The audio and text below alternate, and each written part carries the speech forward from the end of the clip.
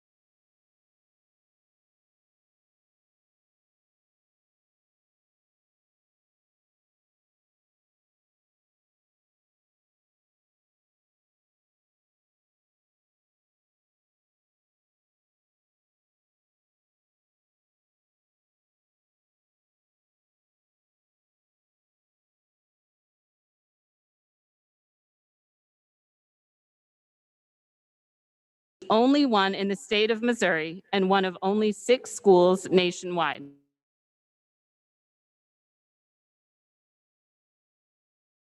$517 schools on the Alliance for a Healthier Generations 2020 list of America's healthiest schools. Along with acknowledging the schools, we would also like to recognize Leanne White, who serves as the project director for the district's health and fitness grants, for her longtime work on this effort. Congratulations to all. We have several sets of minutes for approval. The first is August 11th. So I move that we accept the business minute, I'm sorry, the feedback here is difficult. I move that we accept the minutes for the August 11th, 2020 regular business meeting. Is there a second? Second. Questions or discussion? Ms. Bell? Ms. Fowler? I'll abstain. I was not there. Mr. Lane? Yes. Dr. Roberts? Yes. Ms. D. Jones? Yes. Ms. Vowell? Ms. Vowell? Ms. S. Jones? Yes. Ms. Rhodey Collins? Yes. Motion passed. I move that we accept the minutes from August 25th, 2020 work session. Is there a second? Second. Ms. Bell? Ms. Fowler? Yes. Mr. Lane? Yes. Dr. Roberts? Yes. Ms. D. Jones? Yes. Ms. Vowell? Yes. Ms. S. Jones? Yes. Ms. Rhodey Collins? Yes. Motion passed. I move that we accept the minutes from the September 8th, 2020 regular business meeting. Is there a second? Second. Second. Ms. Bell? Ms. Fowler? Yes. Mr. Lane? Yes. Dr. Roberts? Yes. Ms. D. Jones? Yes. Ms. Vowell? Yes. Ms. S. Jones? Yes. Ms. Rhodey Collins? Yes. Motion passed. I move that we accept the minutes from the September 22nd work session. Is there a second? Second. Ms. Bell? Ms. Fowler? Yes. Mr. Lane? Yes. Ms. D. Jones? Yes. Dr. Roberts? Yes. Ms. Vowell? Yes. Ms. S. Jones? Yes. Ms. Rhodey Collins? Yes. Motion passed. So typically, this would be our public comment section. The Board of Education of the City of St. Louis does value the opinions of the St. Louis community. We ask that you be respectful and limit your remarks to 3 minutes. While we are committed to receiving public comments during the COVID-19 pandemic and the corresponding suspension of in-person public Board of Education meetings, as part of this effort, the board is inviting interested members of the public to submit written comments to the following email address prior to the start of the board meeting: slpsinfo@slps.org. Subject to the requirements that commenters exercise proper decorum and respect for individual student or employee privacy, the Board of Education will assemble the written comments and make them available for review by the public via a link that will be placed on the district website alongside the link for viewing rebroadcasts of this board meeting. This procedure for submitting public comments will remain in effect until the Board of Education returns to their normal in-person public meeting format. With that said, Dr. Adams, I will turn this over to you. Good afternoon to the board and to the public. First and foremost, Mrs. Vanoy, you want to bring up the presentation from Mrs. Pierce. Good evening. First off, I'd like to recognize 2 students from Metro High School who have earned perfect scores on the ACT. Just 0.195% of all test takers earned 36, a perfect score. Congratulations to these seniors, their teachers, and families, Locke, Meyer, and McLean Kelly. Congratulations to those 2 students. The most recent test date was October the 6th. So if we learn of any additional 36ers, we will be sure to share that news at the upcoming meeting. I also want to encourage our middle school families to participate in a fun, informative event coming up this Thursday from 1:30 until 2:30. All 7th and 8th graders, along with their parents and guardians, are invited and encouraged to attend the High School Here I Come virtual event. Families will learn about all of our high school options and have the opportunity to win prizes. The event will be on the district's YouTube channel, St. Louis Public Schools. Finally, tomorrow, our support staff team is holding an online workshop providing tips for families transitioning back to in-person learning. Registration is closed, but the session will be posted on our website if they have not already signed up. Those are the updates at this point in time. I'll have one additional update. If you can look at the screen, you can see the 2 students that I just alluded to, as well as the high school Here I Come event that is scheduled again for Thursday from 1:30 until 2:30.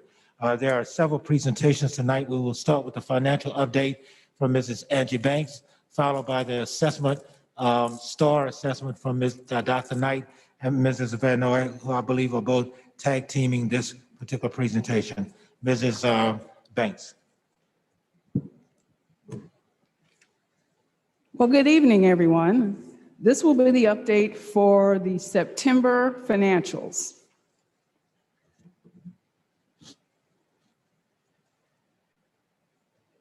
Of course, you know our financial objectives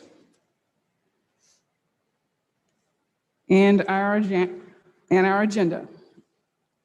September is preliminary and August is final. So for our COVID update, we have submitted all the documentation for the Access Grant, the $284,000, and anticipate receiving payment any day. We've had consultations with the non-public schools for the 2 grants, the student electronic devices and the transportation grant. We will likely not be receiving the supply reimbursement grant as the city does not have enough funds and there is a 75% match requirement. Not much to update here, but on October 7th, the state did announce additional CARES revenue, $61.5 million for K-12 schools on a per pupil basis. We have not received any further documentation yet, but we anticipate that we should receive something later this month. Here's our CARES spending. It has not really changed since last month. We have spent approximately $1 million or 9% of our allocation on PPE, sanitation, and extra service. We're really contemplating on how to spend the additional funds through September 2022 and leveraging all our different funding sources to make sure we make the best choices.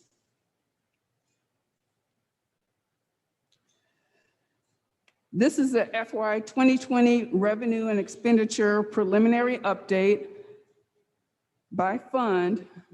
Next month, we should be really close to final. We should have a good final draft, if you will, as we get closer and closer to the audit's conclusion.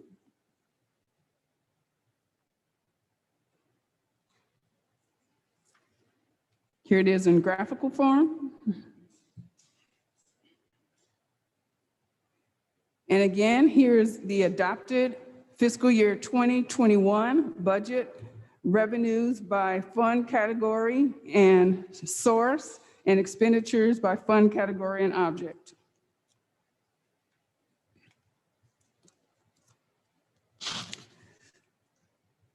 There really have been no major changes in September other than it closed out the quarter. Things usually start to ramp up in October. So this is the same as what you saw last month.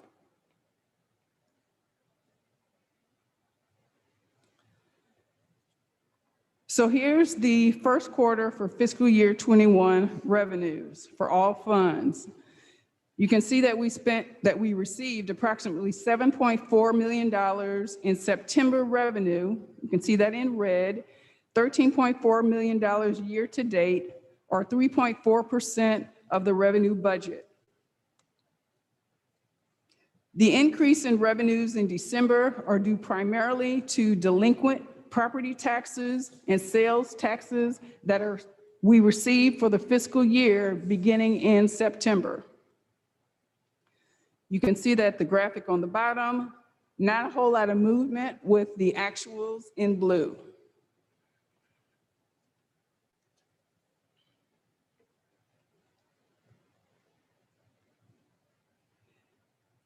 Here are the first quarter expenditures for all funds. Again, in September, in red, you can see that we spent $31.8 million in September, $44 million year to date, or 11% of the expenditure budget. The large expenditure increase in September really reflects the 2 full payrolls for all staff that have returned in the schools and throughout central office.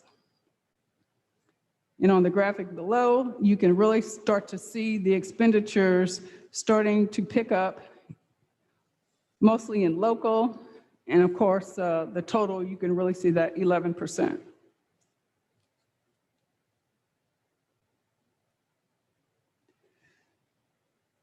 Our financial outlook, of course, we're all preparing for school restart.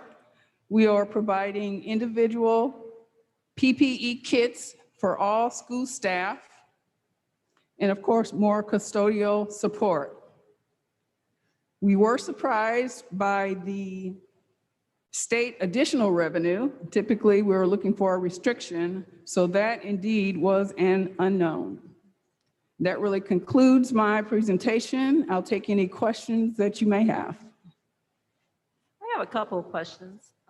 One is on the revenue. It seems like we are receiving revenue at a much slower pace than what we're spending. Can you maybe explain that and how we accommodate for that difference between revenue we get versus the spending we get? Yes.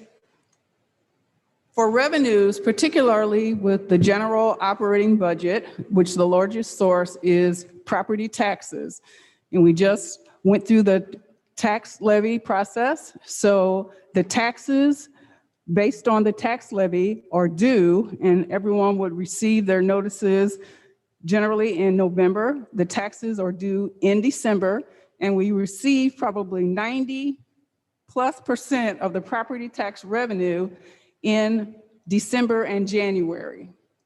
Of course, we are spending throughout the year, so there's a big difference in when we receive that those big revenues.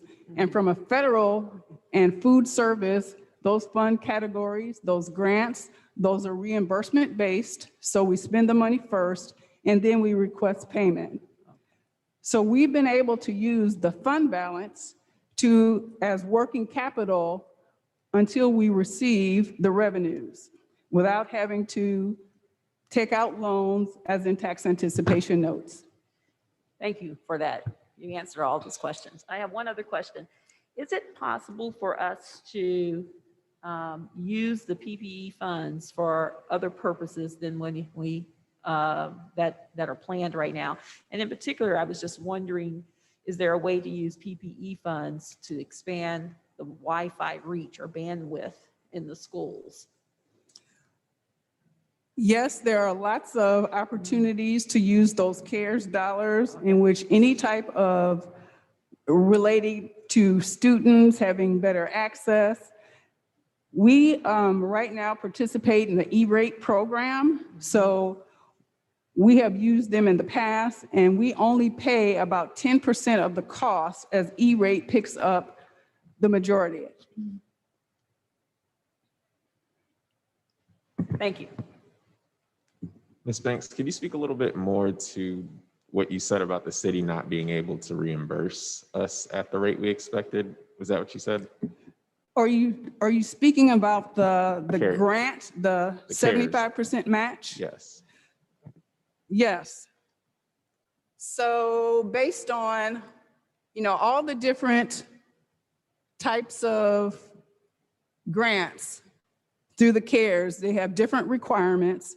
And the supply reimbursement grant has a 75% match, which means that the city would have to pay 75% of the cost of whatever we were purchasing. So we pay 25% and the city's match would be the 75%.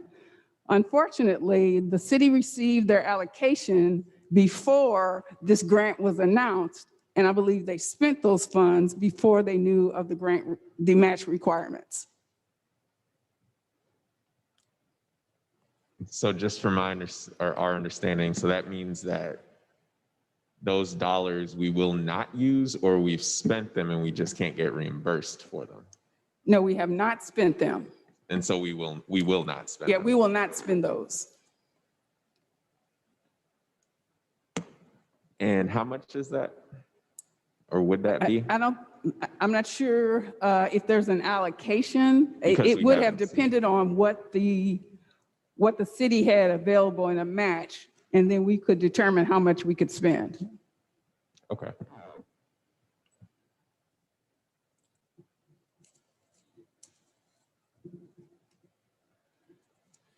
If there are no other questions at this time, thank you, Mrs. Banks. Thank you. Dr. Knight?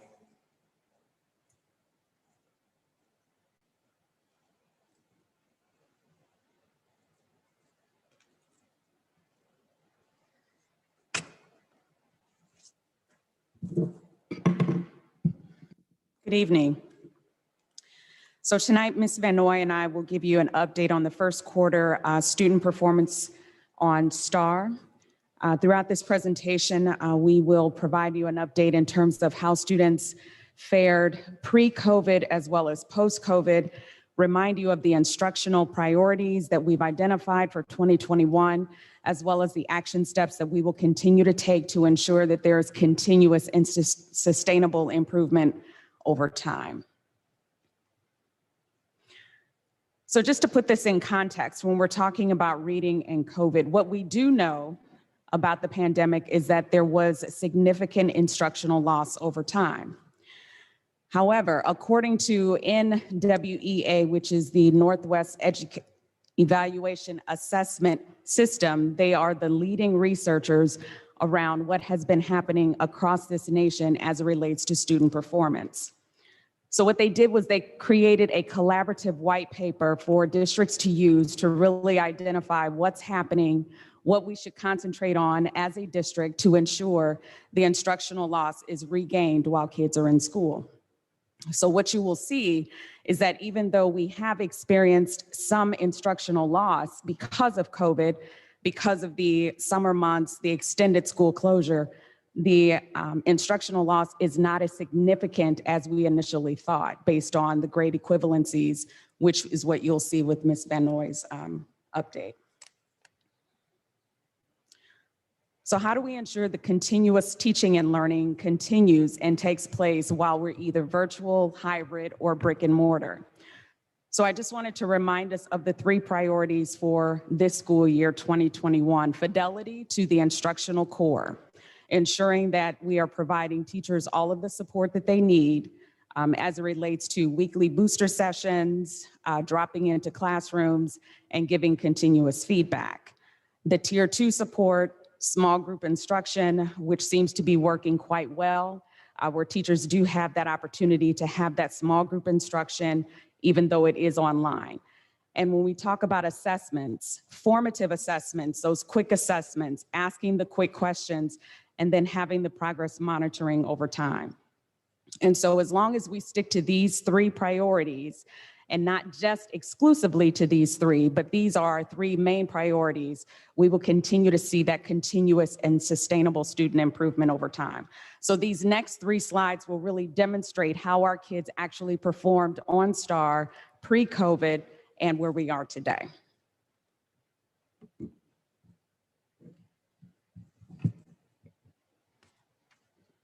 Thank you, Dr. Knight.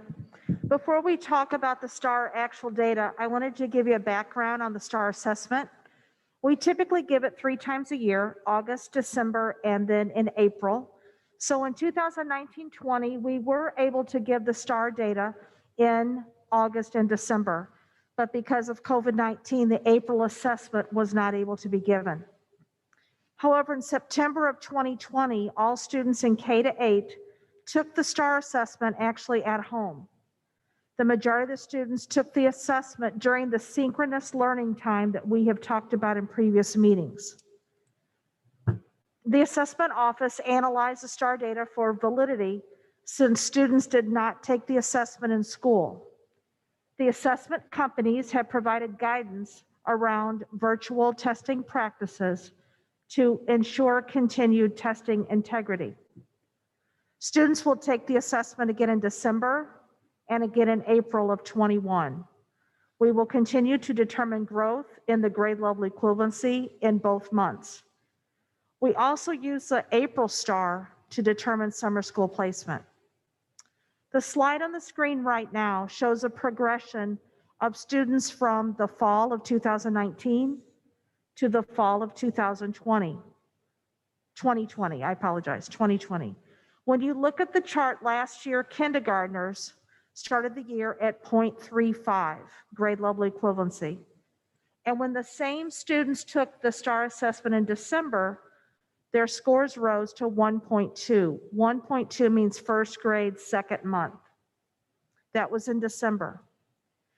And as first graders this year, in 2021 school year, they scored 2.65, which is second grade, 6th month, almost 7th month. This is a direct match of the students from kindergarten to first, and the next one is first grade to second grade, and so on. We had pretty significant participation even with the virtual assessment, and from 2nd to 8th grade, the participation rate ranged from 75.2 to as high as 88.4.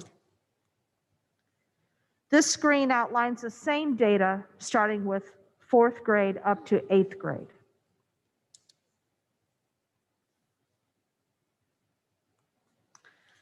And this pie chart shows the breakdown of the 4 levels that STAR provides: at or above grade level, approaching, intervention, or urgent intervention. We are looking at the ranges so that we can tailor specific supports to each student.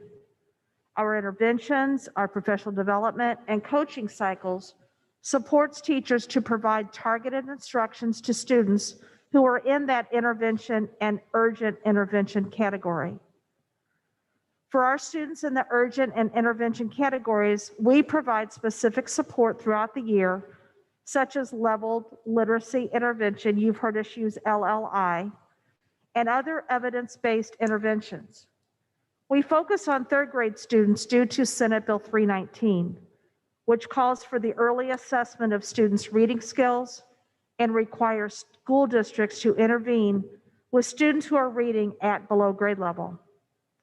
The law requires assessments of students in grades 3 through 6, with some small exceptions, to determine their reading level, individualized reading improvement plans for students in grades 4 through 6 who are substantially below grade level in reading. It also indicates retention of students in grade 4 if they are reading below the third grade level. I will now hand it back to Dr. Knight to talk about our action steps.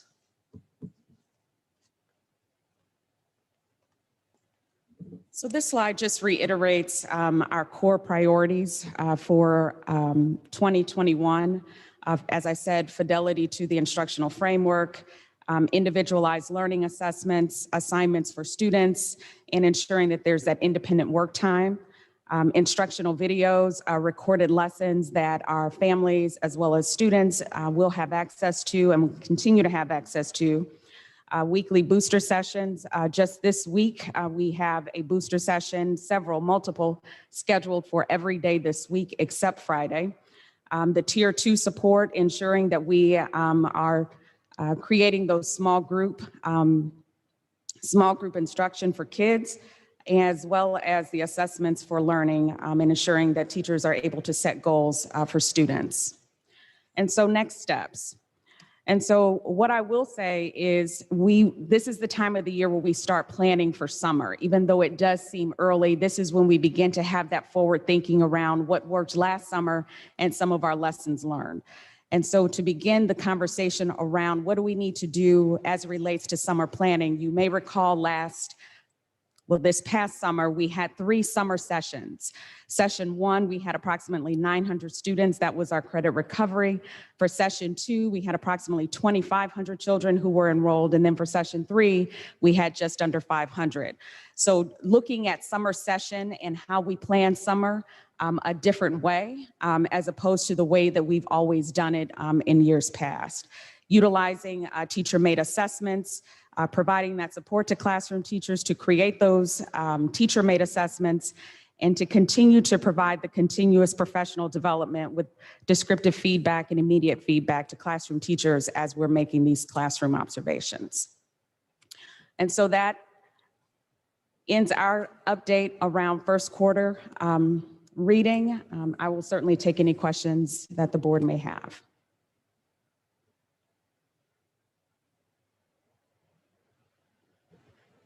Thank you, Dr. Knight and Ms. Benoit. Could you share a little about how this data from this year compared to a typical school year as far as the gains that we are seeing in the STAR reading scores? Yeah, we were pleasantly surprised that it was very similar to a regular school year. We looked for specific areas that might have been a concern with being virtual assessment compared to in-person assessment. And we didn't see any huge anomalies between last year and this year. So as Dr. Knight indicated, all the summer work that we did do, I think impacted the learning loss to not be as high as what we were anticipating. So typically in a non-COVID school year, students, we do see some gains from the winter then to the fall. Like I guess I'm thinking in a typical year, we normally expect to see some summer slide. And it doesn't seem that happened here. We typically do see larger gains in first through third grade. And then when you look at the higher grade levels, the gains are not as high. Students are still below grade level in some of the upper grades, but you do still see growth.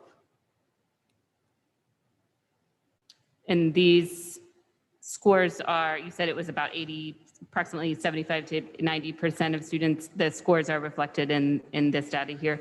So everyone participated, but this represents those who had a score last year compared to this year. And those are the participation that I discussed, as high as 88.4. So a student that wasn't enrolled with us last year wouldn't be in these numbers because we didn't have anything to compare to. Sure, thank you. I have a question, please. So your data, does it includes the virtual learning from this year, this past summer?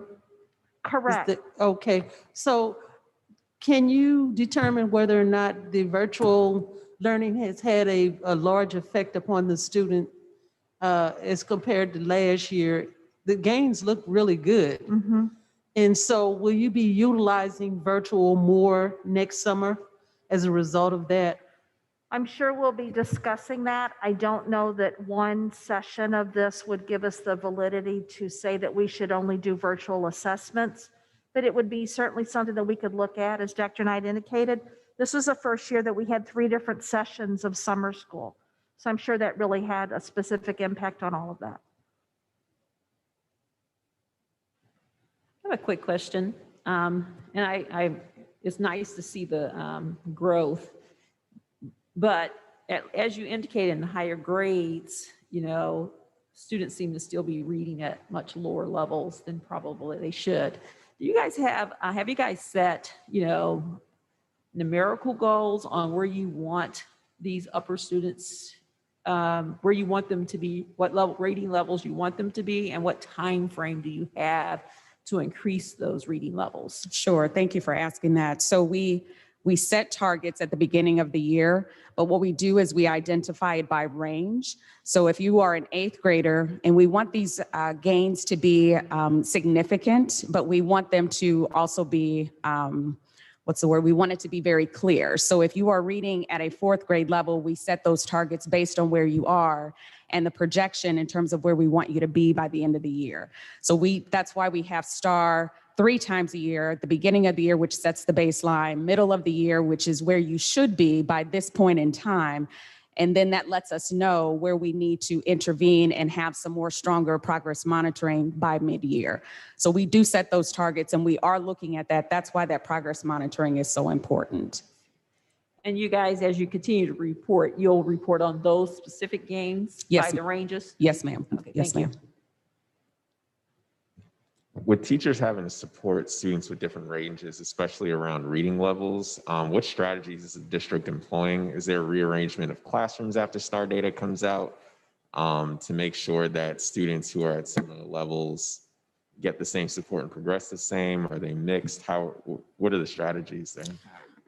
So teachers, we implement a few different strategies, Mr. Lane. One is based on where kids are. So there are opportunities where if you have a 4th grader who may be reading on a 5th grade level, that may be reading above level, giving them an opportunity to work with some other 5th grade students. There are the small group instruction. So when we have kids who are below range, who are significantly below range, where we are working with them much more intensely. We have the LLI, the level literacy intervention structure, where we are spending much more time with them. What we call the tier two instruction, where we have much more minutes built into the day. So if a kid is reading above level, we do give them that opportunity to work with other children who are on their level so that they can so that they can continue and maintain that level of reading as well as those skills. So they do have an opportunity to interface with other kids. And is this the case for all grade levels, or is this only the case for the levels at which we do the STAR test? So it's primarily at K-8, but let me back up. It's mainly at K-5. I don't want to necessarily say that this is what we're doing 6, 7, and 8, but I will say at the middle school level for sure.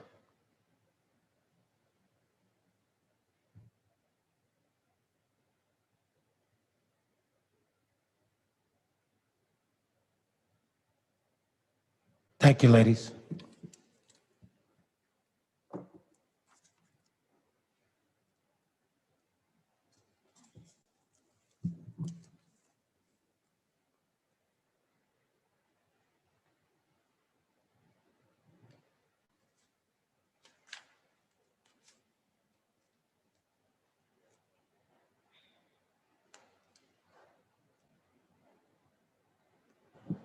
Good afternoon. I'd like to start the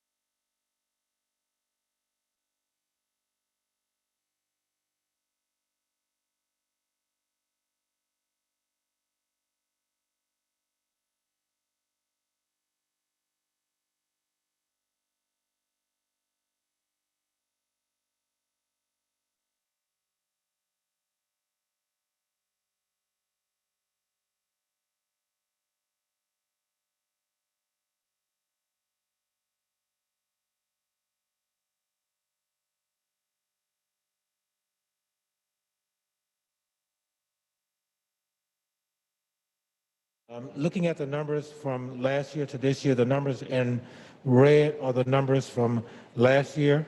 The numbers in black are the numbers from this year at the same time, so you get some comparison here. The number of teachers hired, 167 compared to 239 last year. The number of teachers and Teacher for America, 11 compared to 22. Total hires are down almost 100 from last year to this time. Number of teachers who resigned at last year, the numbers were higher than they are now. The number of teachers who retired, some 3 to 4-fold, 19 compared to 6. The numbers are small, but still teachers are still retiring as we continue to go through the year. The number of terminations, 0, same as last year. The number of teachers separated by death are 1 compared to 0 last year, and total separations, 59 compared to 47. That is as of the same time last year.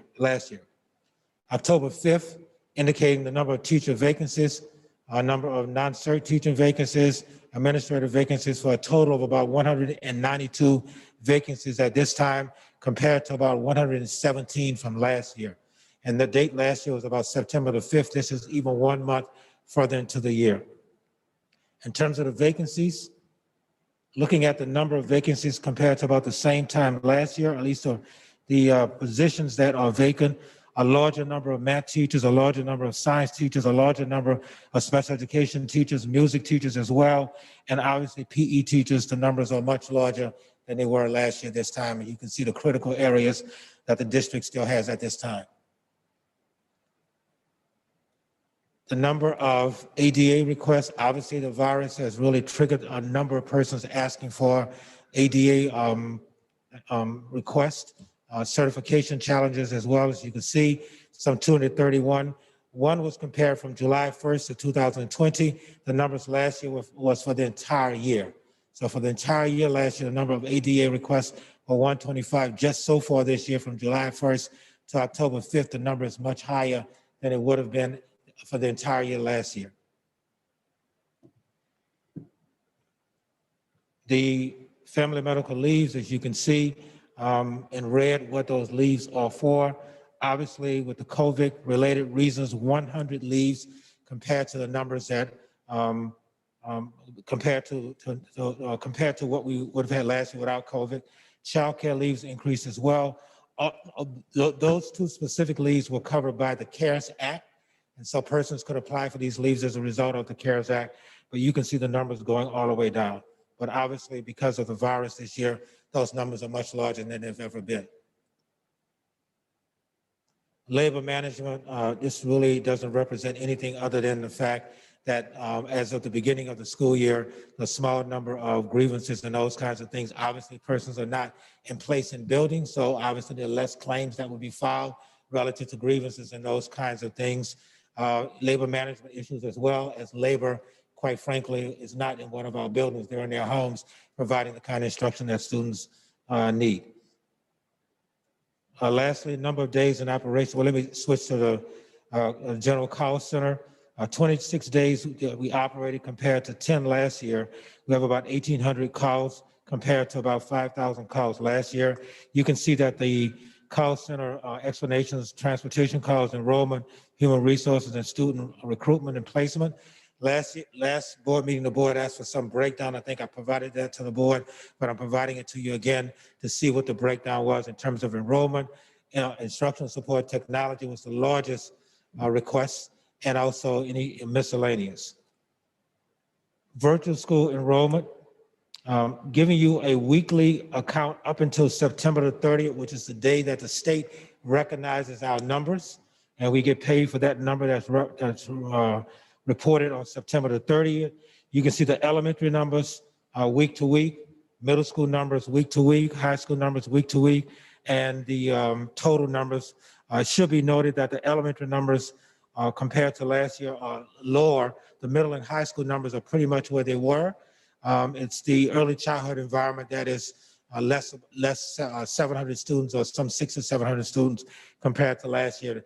Nationally across the country, I read a report today that about 5 to 6% of the enrollment across the country and in similar districts as ours is much smaller, and that number is calculated mainly at the elementary level, pre-K through grades 2.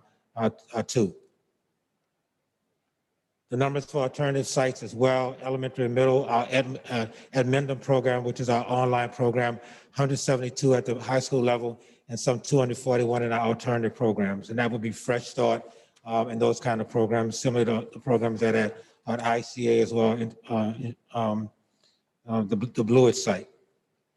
Equipment still out. You can see what the numbers are. On 10-2, that number was about 1,000 iPads still outstanding. Hotspots about 640. And you can see about 912 of the students of the 1,056 are active. Some of those students have left the district, left the region, left the state. About 144 are inactive. Our security team is working with the St. Louis Police Department as we track down equipment and track down students. And they have been collecting and picking up equipment on a regular basis. And so this number on 10-2 is much smaller than it, I'm not gonna say much smaller, it's smaller than what's represented here because they got engaged around September the 30th. So they were only engaged for about 3 days into the reporting of this data. Distribution, about 82% of iPads have been distributed.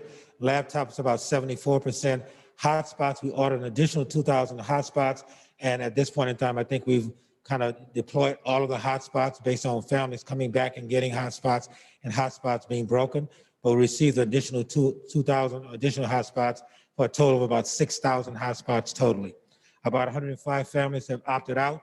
They have their own technology, and about 242 have supplied their own equipment. Food service, you can see that the rates are much smaller than they were this time last year, obviously because we're virtual. 12% breakfasts, lunches, 9% with total meals about 69,396 meals compared to about 99,000 last year. But this is us giving food for multiple days. Transportation, won't spend a lot of time here other than to indicate that we're running about 155 routes compared to about 276 routes last year this time. The eligible population were the students who were targeted for the instructional support center, some 2,200 students compared to about 17,000 students that we normally would transport. Call center numbers are obviously lower than they were last year this time, but you can see what the information is based on the call center. That number is going to uptick based on our recommendation for in-person that starts next week. Questions that the board might have relative to this presentation? This is just a final back-to-school update. There's a second one I'm doing on a restart, but any kind of questions that the board might have relative to this presentation?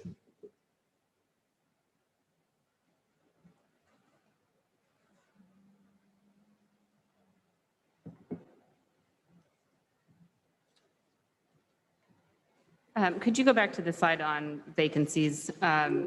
So my question is, do the vacancies include people who are on leave?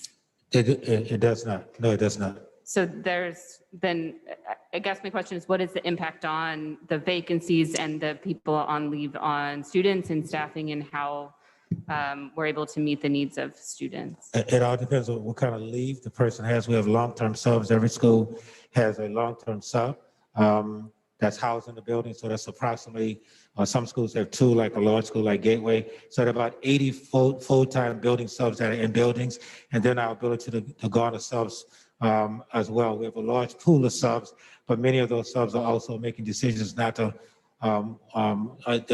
they don't mind working virtually at this point in time. In person, they have some challenges around. So I would say that overall, the total number of vacancies would be somewhere around 150, about 150, with about half of that number being supported by long-term subs. Okay.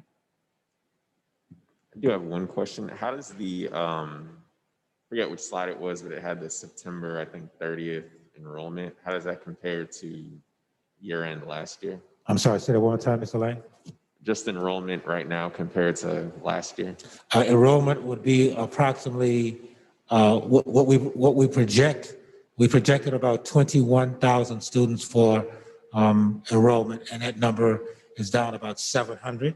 About 700, with the bulk of that number 500 to 600 being went too far. Yeah. Oh, the other way. Yeah. Right here. Yes, sir. It's the elementary level that we find the greatest decline. So it's about 600 to 700 off based on what we projected. And so if you're asking year over year, this time last year? Not just end of year last year, just comparing it to last year. I just don't know what that number was. I don't have it off the top of my head. I think the number was about 20,800. I'm sorry. Yeah, about 20,800, but I can get it for you. So what you want is the number at the end of last school year? I just needed the ballpark. That's fine for me. Okay. I just didn't remember what it was off the top of my head. Okay.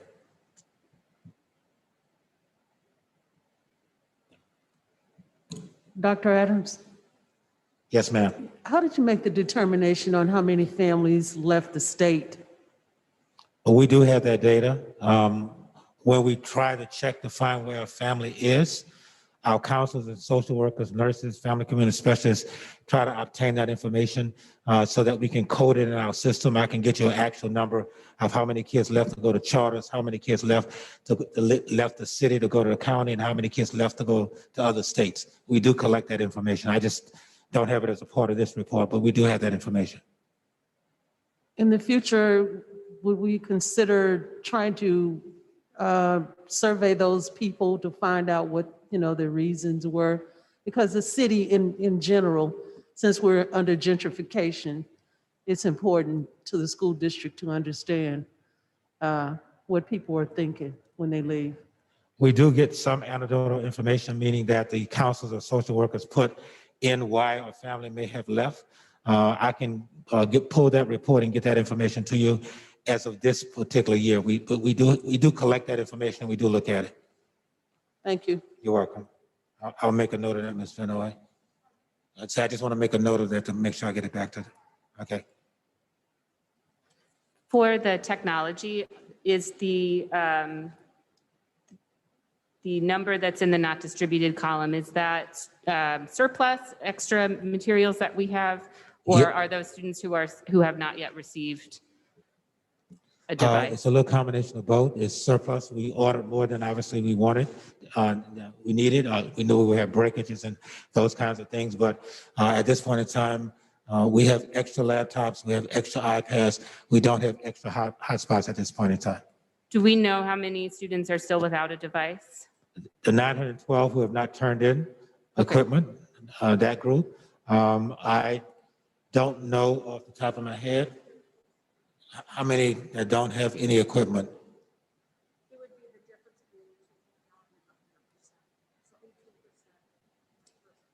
About 18%.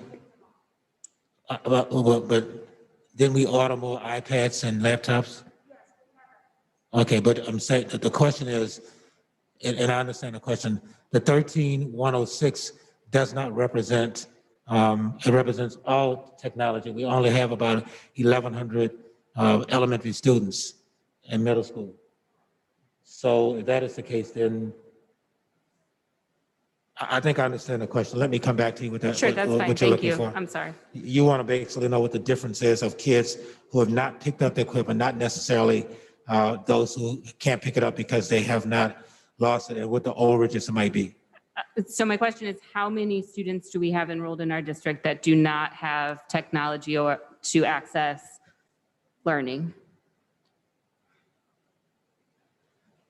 For whatever reason, even if they have lost the technology and are not getting new technology and are working on instructional packets. It'd be, I think a breakdown would be nice so we can see like total number of students who have not yet received technology, and then of those numbers, the number of students who it's because of loss and not. So if I understand, I want to repeat it so I'm clear. You want to know the number of excess technology we have, the number of students who have not picked up technology, and the number of students who have not picked up technology because they did not return technology. Yeah, that would be appropriate. Thank you. Okay, we got it.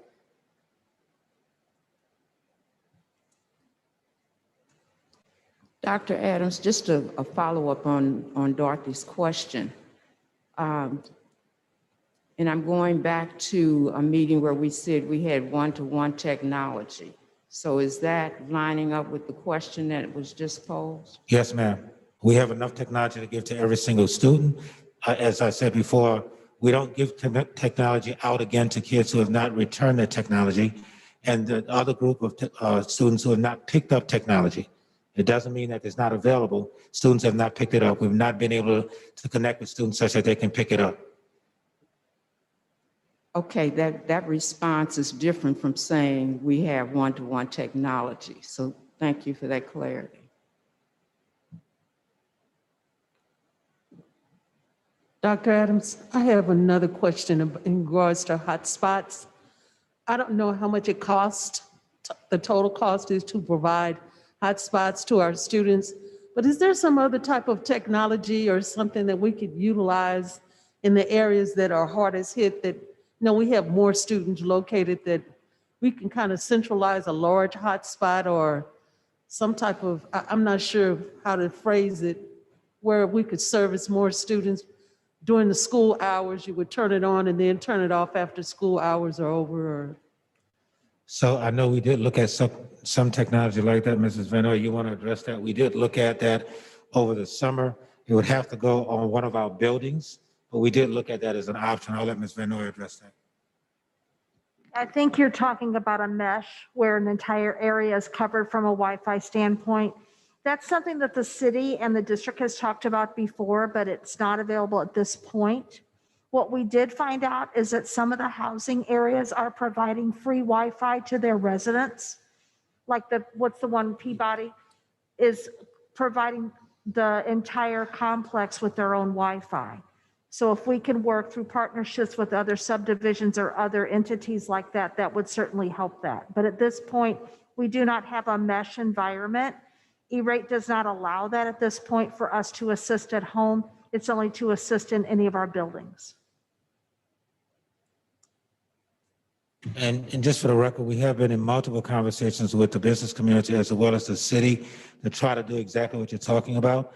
They indicated it's very difficult to do RFPs and leveraging. So we've had multiple conversations with them, and there's some energy in that space, but it has not resulted in any changes right now relative to the measures that she's talking about.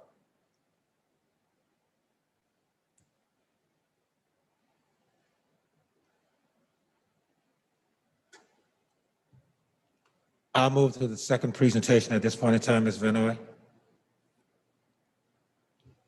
I want to spend some time with the board talking about the restart and what we are looking to do in that space. The agenda is really to talk a little bit about the instructional support centers. The instructional support centers end tomorrow. They were scheduled to end already after the end of the first quarter. We said we would come back with a recommendation for the second quarter. And this is the recommendation at this point in time to the board. And then I want to talk a little bit about our restart update in terms of what we're looking to do for the second quarter.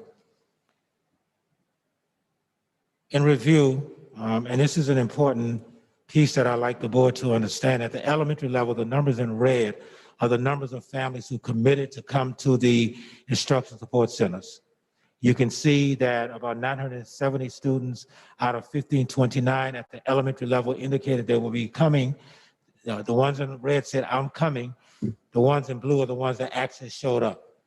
In middle school, 405 indicated that they were coming. About 30% actually showed up, to about 145. At the high school level, which we knew would be the most challenging level because students have options, 187 said they were showing up. That there were some students who came from other schools that we see with 0, but they didn't stay. The numbers were really, really small. They stayed. Example, at Vashon, the numbers said 26, but it was only about 5 or 6. At Carnahan, it was only about 10 or 12, and we moved those students to Sodan, and some of them are still going to Sodan at this point in time. But the bottom line is the numbers were not equal to what the commitment was. And I want you to keep that in mind as we look at the possible recommendation for restart. The numbers in black are what we were talking about in the August meeting. The numbers in red, blue, are what actually happened. There was one director that was managing it, the virtual learning associates.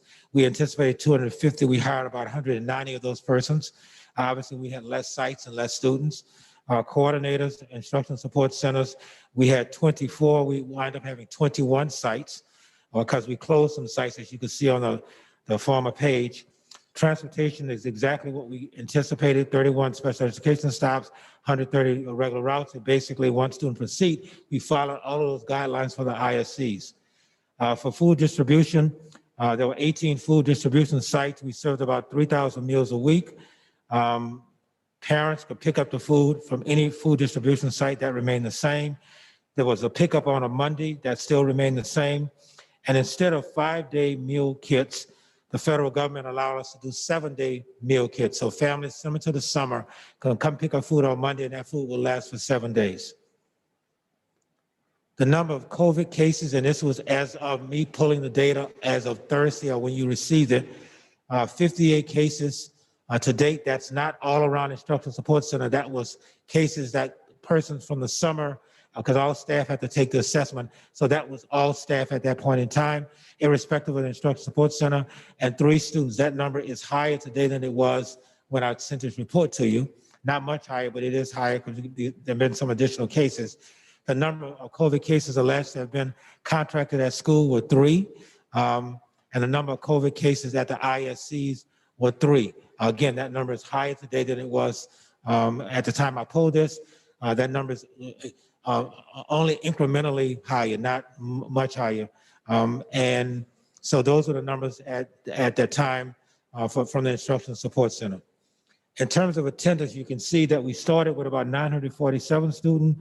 We had a high of about 1,050 students, and over the last 3 weeks, 949, 946, and 878. Today, the numbers were 849. Yesterday's numbers were 751, as families are knowing that the instructional support centers are going to close, and as they get prepared for the possibility of schools reopening Monday. And so this is basically showing what the attendance was on a daily basis at the instructional support centers. The elementary numbers were consistent. The middle and high school numbers declined on a regular basis. So the numbers are much more smaller at the middle and the high school and much larger at the elementary, or consistent at the elementary level. Restart update. We started surveying families or had staff. We did not do a survey because we've done 2 surveys already, so we did not do a survey for our elementary students. We called and got information from them. The rosters were provided to teachers and principals. Phone calls made to each family to indicate their preference for virtual or remaining or returning to brick and mortar in person. That started around started about a week and a half ago. You can see what the numbers are. 5,921 total responses, about 3,721 said they want to come back to in-person, and about 92, which represents about 62%. If you look at the grade level numbers, pre-K through second, you can see what the percentages are. And I'll show you on the next page what the ranges were. And I know this is difficult for the public to see, but obviously you have it before you. We have a high of 83 and a low of, I think, 34 in terms of families that said they will come back to in-person. Our restart update will look like all staff and students must wear masks, maintain a distance of 6 feet, and students will remain in cohorts as much as possible. Limited classroom enrollment, approximately 8 to 10, 8 to 12 students is the number that we're looking at. The class size might dictate something a little bit larger. Hand sanitizer stations in schools as needed. Daily temperature checks, routine disinfected, high touch point areas. If you looked at your transaction report from early in our closed session, if you take a look at it, you'll see that we've hired a large number of custodial staff. That was a priority for us in preparation for coming back on the 19th. Electrostatic sprayers, foggers, and sponge applicators for fast disinfectant. And facility team will coordinate, schedule, and deep clean any classroom, office, or common areas suspected of contamination. Some of that has taken place as late as last week and this week. In addition to that, we are closing buildings, as I said, after tomorrow to make sure that all of our elementary schools are deep clean in preparation for the 19th. In my last meeting, I talked about Merrimack being a model of starting what looks like in-person instruction. They started last Monday, not this Monday. They're into day 8, and you can see what the data is indicating here. About 61 of the 119 students said they were coming back. In actuality, about 48 have shown up. The average student still learning online is still about 71, so there's still more students learning online than are in place. You can see what the classroom numbers are. We've had some lessons learned in terms of the related arts teachers and how to use those in the smart boards. We've also aligned the alignment of our in-person and virtual learning schedules. Is challenging, but it is important. It can be worked out. Flexibility for our staff to support at-home learning is critical, and establishing routines and expectations for independent work is even more critical than ever before. Otherwise, things become even more overwhelming for teachers. So what we're trying to do is to nuance the notion of kids being independent at home, but also doing work in the classroom. You can see kind of the notion of the related arts was an important piece as well, and using all of our support staff was critical at Merrimack as they look to support some 61 students with 48 actually showing up. So the lessons learned have been beneficial. Our principals and teachers have gone over to look at Merrimack to see how it was working and have been pleased with what they're seeing at this point in time. So our model right now, threefold: hybrid instruction, which looks like some teachers teaching online as well as teaching students in front of them. In-person instruction, 100% of the students in class getting the teacher in front of them, and the continuation of virtual classrooms. As I said to you at the last meeting, Some of this is going to be nuanced based upon the number of families that are coming back. And we have been able to nuance a lot of that as schools have individually made decisions. The district has laid out an overall plan and given schools the flexibility to support their school environment based upon the number of students coming back, the skill set of teachers, and the amount of equipment that we might have at a particular school. Although we have purchased some 500 cameras such that we could support teachers having a camera in front of them as kids still might be virtual.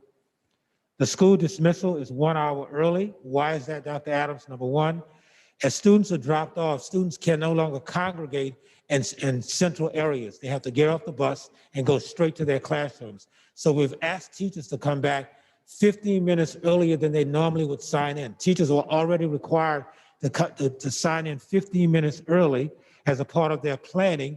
We've asked them to come 15 more minutes early so they arrive 30 minutes before kids' start time.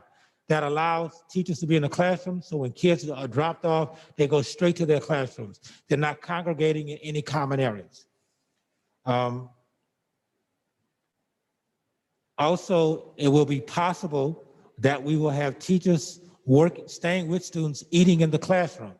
So if teachers are eating in the classroom, we are pushing their lunch, their uninterrupted lunch, to the end of the day. When we're able to accommodate lunch for them by support staff supporting them, then they will get the lunch period. But if they can't, the lunch is pushed back to the end of the day. And as a result of the two things I just indicated, we are dismissing school 1 hour early every single day. That allows teachers to have their time back and staff to have their time back, in addition to give our custodians an opportunity to start the cleaning that they need to do in preparation for the next day. AB schedules, the following schools, and I'm missing Mason here: Gateway, Dewey, Sticks, Wilkerson, and Mason. Because of the large number of families that wanted to come back, we are not able to accommodate students every single day. So we have an AABB schedule for students, which means that they'll come on Monday and Tuesday, they'll do virtual on Wednesday, and they'll do virtual Wednesday and Thursday. Thursday and Friday. The families that were in the ISCs had an expectation that they will be in school 5 days a week. On Monday, I reached out to all of the ISC principals. We reached out to all of the families and gave them the option to come Monday through Friday every single day. And so all of that has been worked out. There are approximately 300 families that we reached out, more than 300 that we reached out to, but 300 that said, yes, thank you for the opportunity. At those 5 schools only, because those schools were also ISC centers and ISC sites. So those families have been reached out to, and those kids will go every single day, with the idea that our support staff will support them similar to what they were doing before when they were in the virtual environment, with support staff supporting them in isolation, not necessarily with a teacher before them, but a support staff supporting them similar to what they would be doing in the ISCs. And so we've been able to work all of those details out. In addition to that, for these sites and other sites that might have any challenge around kids not having somewhere to go if they're getting out an hour early, we will be leveraging our support staff on an individual school basis to allow them to work with those families to extend the school day virtually for those families and kids until parents are able to pick them up. So we've worked out the nuances around that. Every school does not need that. Some of our after-school providers like YMCA and others will continue to do what they did in terms of extending the day to 5 and 6 o'clock, but that's on a school-by-school basis. All of our schools are not taking part in that, but we are doing that on a school-by-school basis. Breakfast in the classroom, students will not eat breakfast in the cafeteria. They'll pick up their lunches and breakfasts, quite frankly, and come to the classroom, and that's what they'll eat, and that's why we have to have staff available in the breakfast in the morning as well as for lunch. There will be obviously limited recess breaks. Will students have recess? Yes, they will, but it will be limited. Students will remain in a pod. They'll be isolated from all of their classmates. They'll be with a group of kids that they're normally with on a regular basis. In terms of middle school and high school, so if this is to impact elementary school starting on the 19th, it should be noted that pre-K through 2 starts on the 19th and 3 through 6 starts on the 26th. That is our plan at this point in time. We're monitoring data on a regular basis. Some of this might change depending upon what we get. At the middle school level, we're looking at the possibility of a November start date for middle school. That would likely be right around the time that the election takes place. November the 4th is the tentative date that we might be looking at. At the high school level, the possibility of students going back, it says November, December, or January. At this point in time, it is possible that we're looking at the last week in November to give kids an opportunity to come back to get prepared for their core exams in preparation for them coming back full-time in January. So there may be some soft, very soft entry into buildings by high school students starting as early as late November. As we do it, possibly ninth graders might come back, 10th graders might come back 1 week, but we want to do it in a very soft way to support kids, to give them an opportunity to come back together, obviously in preparation for what we believe might be a full-time enrollment starting in January.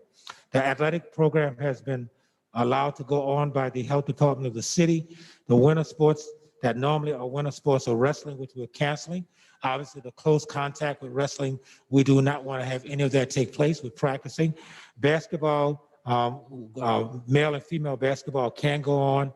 We are debating or working with our principals right now to determine if basketball practice can either start if kids are not in place. So it's likely that it won't start until we actually get kids back in-person instruction. The last thing is what we received on Friday. The state has been able to secure from the federal government, it seems, over 1.8 million antigen tests, and they're allowing districts to have those antigen tests to test staff and students who might be viewed as being symptomatic.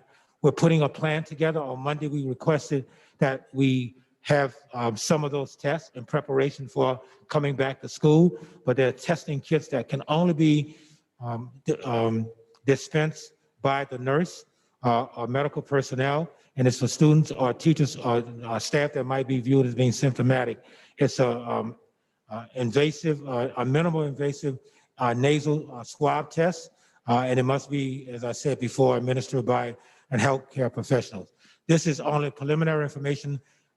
A seminar, a webinar occurred on Friday, and so we are still getting information, and we'll have made a request for some of those tests.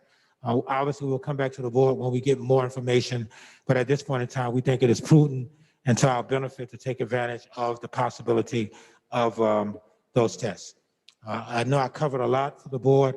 Some of this that we've discussed before, and some of it may be new to the board and the public as well, but we have been talking about this for the last month or so in terms of the possibility at the end of the first quarter of students possibly coming back. At this point in time, I'll take any questions or comments that the board might have. I have a question, Dr. Adams. Yes, ma'am. So I'm looking at the restart date, I believe it's page 8, update, sorry. And I'm wondering about recess and the playground equipment. I want to know, are our janitorial staff, will they be cleaning in between the times? If the students, if they have recess, are they going to clean in between those times? What would that look like? And then also, will all of our schools be equipped with the school nurse, every school that is open? Yeah. All of our middle school, all of our elementary schools will have a full-time nurse, Okay. full-time social worker, or full-time counselor, starting on the 19th. Since we don't have all of our schools open, if there were any vacancies at the elementary level, we're leveraging nurses and that support staff from middle and high schools to support them. We have attempted to hire a nurse in every single building. Some of those nurses are contracted, some nurses retired. And so I think we might be 5 to 7 nurses district-wide shortage at this point in time, but all of the elementary sites will have nurses. As a matter of fact, I think they start in those buildings tomorrow or Thursday. Okay, and but the playgrounds? Playgrounds, we have not determined if we're going to allow kids to use playgrounds. Okay. They may be cornered off. We're waiting for some direction from the health department on that. But if we decide to, then you guys will submit a plan that shows what that would look like for our students. I would suspect there will be minimal usage of playgrounds at this point in time, based on what I understand. But yes, ma'am, we will. But somebody will clean them though, I mean, like. Yes, ma'am, on a regular basis, if they're allowed to be used. Okay, and my last question, let's see here. Yeah, was on, you answered the stuff about the nasopharyngeal swab. So the ETA on that, is supposed to be? What date, please? October 26th is when they indicate that they should be arriving. Those tests should be shipped sometimes around October 26th. We put a formal request in on Monday. It is my understanding that shipping won't take place until the 26th. So if we're utilizing the nurses from the middle schools right now, when they do open up, what would that look like for the students in schools that are already open? At this point in time, we obviously are going to continue to try to hire enough nurses for every building. But at this point in time, we're about 5 to 7 nurses short. So we will have to do some kind of nuances around that piece. Okay. Thank you. Dr. Adams, I have a few questions as well. One point of clarification, when you talked about surveying people about coming back to schools, did you say you did not survey the teachers, or did you just survey the parents? We did 2 surveys with parents. We did 0 surveys with staff. You did 0 surveys That for is the correct. staff? Okay. We did send out 3 weeks ago for staff to give us their feedback. We got some 972 comments from staff, and we did a similar piece with parents to get their feedback as well. It wasn't a technical survey. It was give me your feedback. It wasn't, do you want to come back? Do you not want to come back? It was basically, what would it take for you to feel comfortable coming back? Those kind of questions.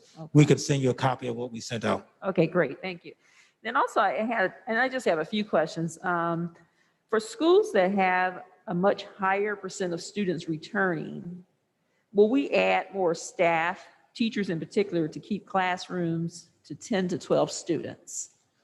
That is why we went to the AB schedule for those 5 schools. Okay, so it's those 5 schools. Yes, just those 5 schools, because they are taking half the kids on a Monday or Tuesday and half the kids on Wednesday and Thursday. So that's why those very large elementary schools did do an AB schedule, because to your point, they could not accommodate all of the kids coming back without a 10 to 1 or 12 to 1 ratio. So that is why we kind of cut this number in half. Some come half and some come the other half. So all the other schools that won't be on the AB schedule will have 10 to 12 students per classroom? That is correct. Okay, very good. There may be some opportunities for a larger environment like this environment, where there might be 15 kids, when the environment is large enough to accommodate that. Okay, very good. Then for those, say teachers go back and an educator ends up getting COVID and who's back in person, what is the plan for that classroom if that teacher has to leave the classroom because they've contracted? First of all, from a teacher perspective, the teacher is covered by the CARES Act, and so they will be taken care of through the HR department for that. From a student perspective, we have several options. Option 1, we could close the class down. The details of that determines a great deal about if kids were exposed to it, because we may have to quarantine kids, as we've done already in one of our ISC sites. So that classroom might be closed down and kids then will revert to virtual, and another teacher will pick up teaching those kids virtually. So we may have to tell those kids for the next 10 weeks, you're virtual. You have to stay at home and we'll provide the virtual. The other piece might be if there's enough staff, a substitute may support those kids in the in-person environment while that's taking place. So it's going to really depend upon a number of factors. We are hiring 2 contact tracers, and I've leveraged 2 other administrators right now to act in that role, but they'll be investigating those kinds of issues and then making recommendations about what we need to do, which we've done, quite frankly, successfully over the last 3 to 4 weeks.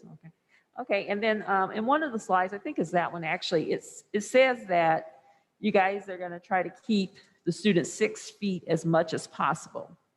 Now, only thing I want to say is that, you know, we need to make that an absolute versus just possible. So I encourage the schools, the administrators, the principals to ensure that these students and staff are 6 feet apart.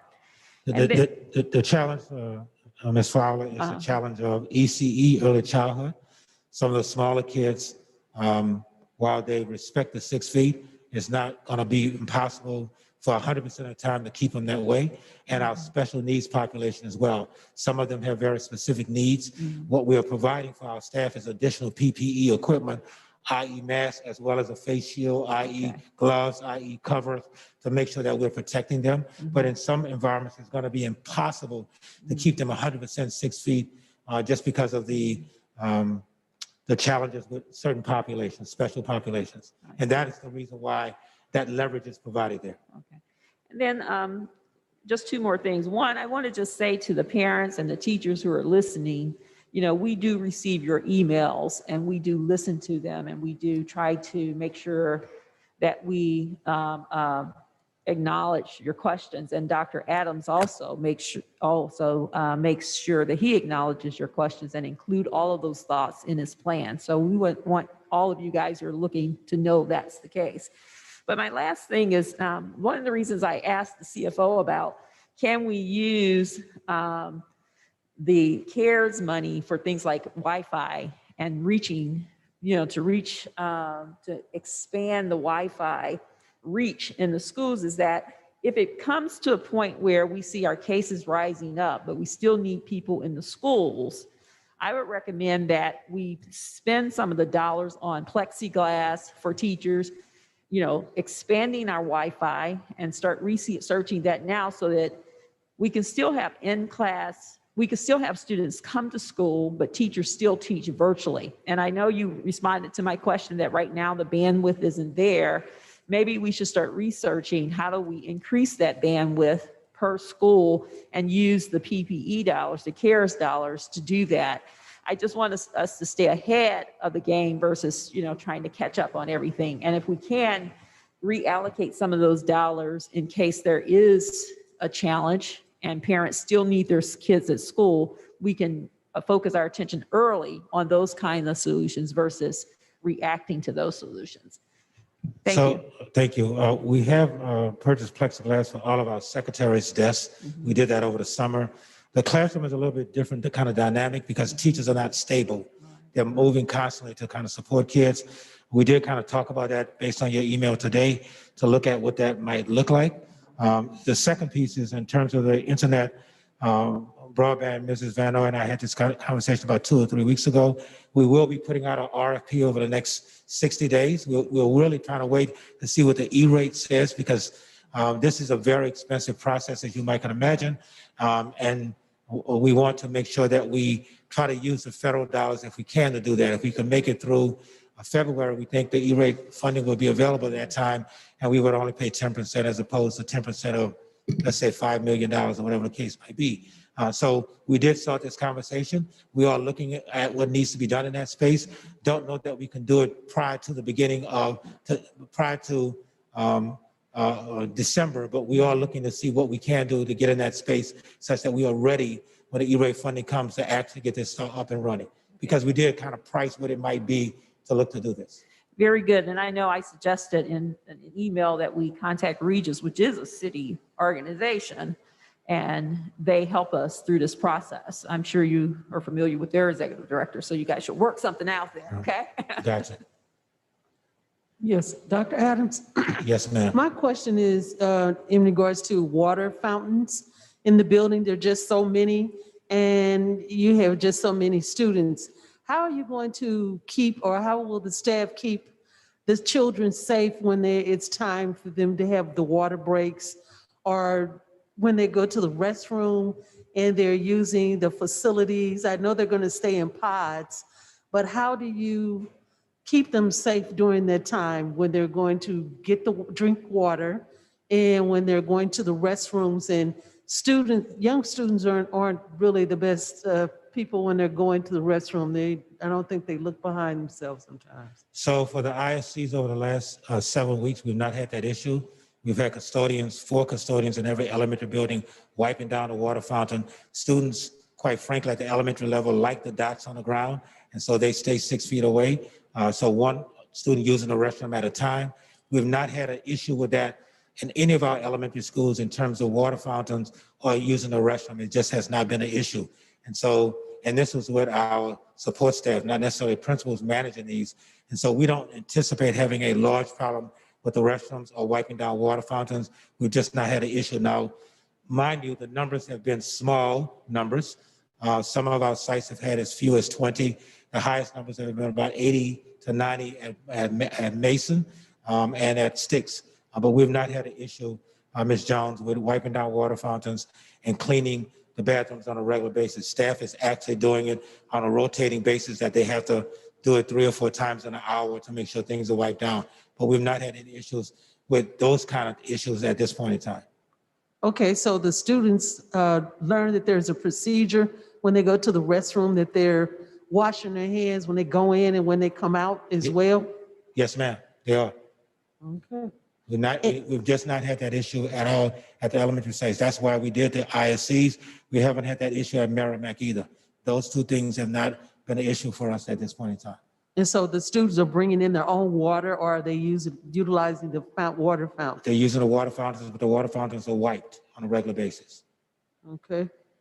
I did have. But we have discussed the idea of having bottled water in some cases. So we haven't landed that at a place yet. We'll see what happens as we go back. But we did not have this issue at all in any of our ISC sites. Okay. All right, thank you. You're welcome. I believe Natalie has a question. Yes. You want to turn it on? Hi, can you hear me? Yes, ma'am.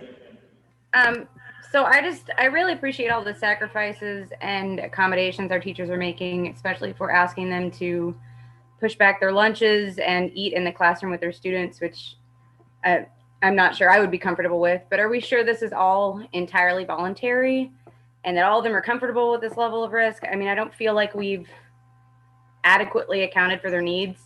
We haven't done a survey.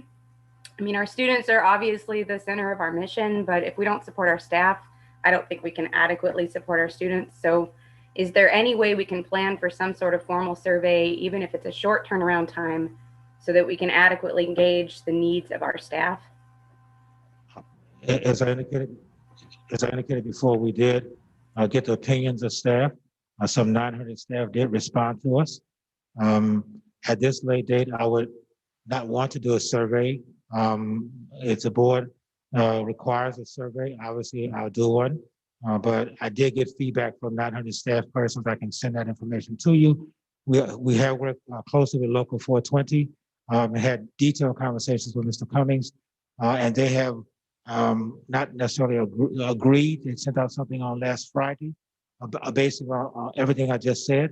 About 90% of the elementary teachers right now are indicating they feel comfortable coming back based on what we are saying. But if the board requires a survey, I will do a survey. Dr. Adams, I have a question. Hold on, Don, just one second. I just I'm want to make sorry. sure that, Oh. Natalie, Oh, sorry. It's just always a little weird when someone's not here. I just want to make sure. But did that answer your question, Natalie? Yeah, and just to follow up on that, what are we doing about, I mean, we have a lot of staff out on FMLA, but what are we doing about the people who don't qualify for that? Are we making any extra accommodations beyond what we are required to by law? At this point in time, the CARES Act is very clear, and the Human Resources Department has been meeting with persons who indicated that they have a comorbidity issue, or they have family members that might have some kind of issue. And we've had one-on-one interactive conversations with each one of those persons. To the degree that we can legally accommodate them, we will. To the degree that we cannot, we allow those persons to go on leaves.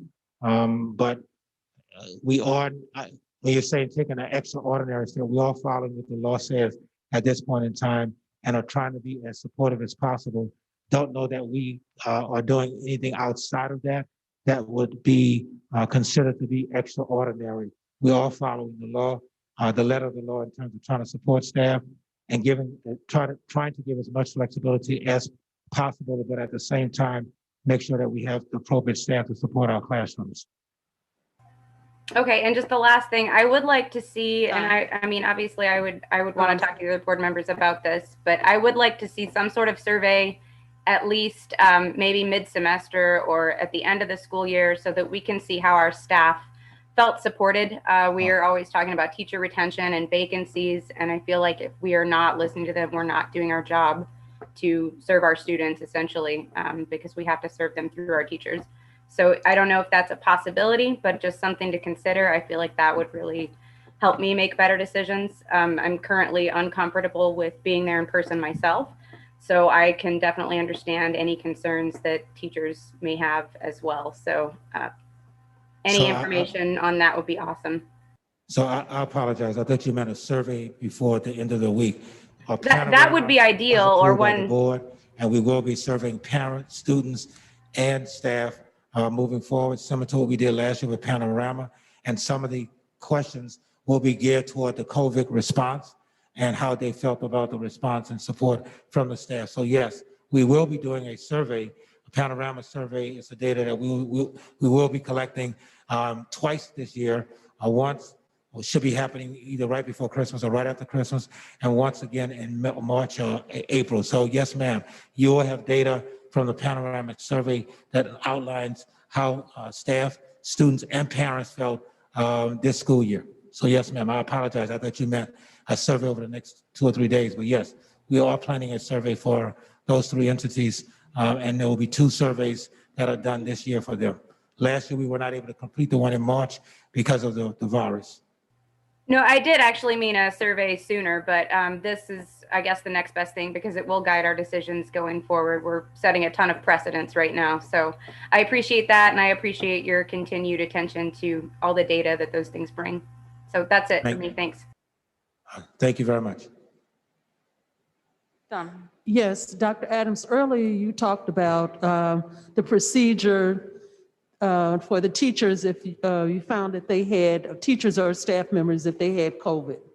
So once that's determined, do they have to have another test for reentry back into the schools?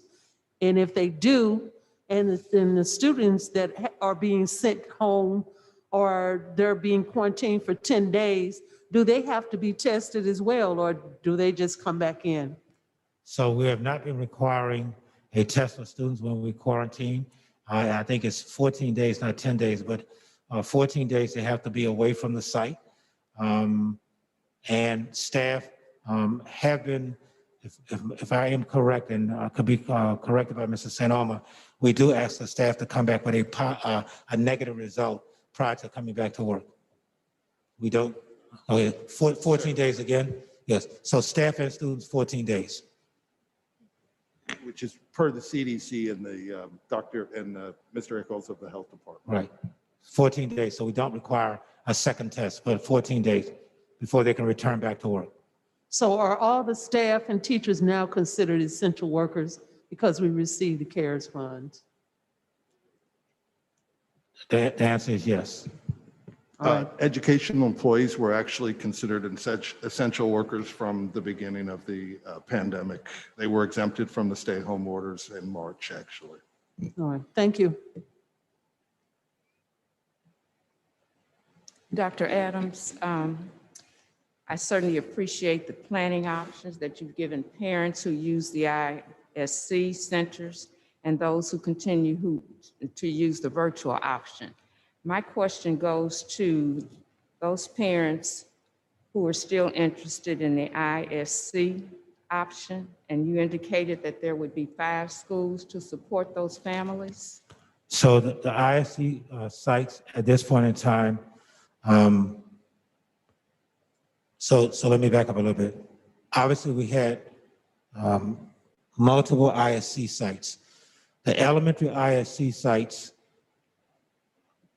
that were not large sites, Mason, Dewey, Sticks, Wilkinson, and Gateway, all other sites are offering 5 days a week instruction. So if you were in one of the ISC sites that wasn't one of the 5 I said, you simply go to in-person instruction because you're back in school 5 days a week. The sites that were, the concerns were the sites that were only offering AB, which was 2 days a week of instruction. And for those families that were in ISC sites, those 5, we have given them the opportunity for 5 days of instruction, or 5 days of support within the same building that, within one of those 5 buildings that I just indicated. So every single family in the ISC site will have the ability to have 5 days of instruction or instructional support as they had when they were in the ISCs. At the 5 centers you just identified. And every single site. So I'll give you an example. Okay. If Dunbar was an ISC site, Dunbar is now going to offer 5 days a week of instruction. So there's no need to do anything other than come for in-person instruction because it's been converted from an ISC site to regular in-person instruction. Okay, I appreciate that. Yes, ma'am.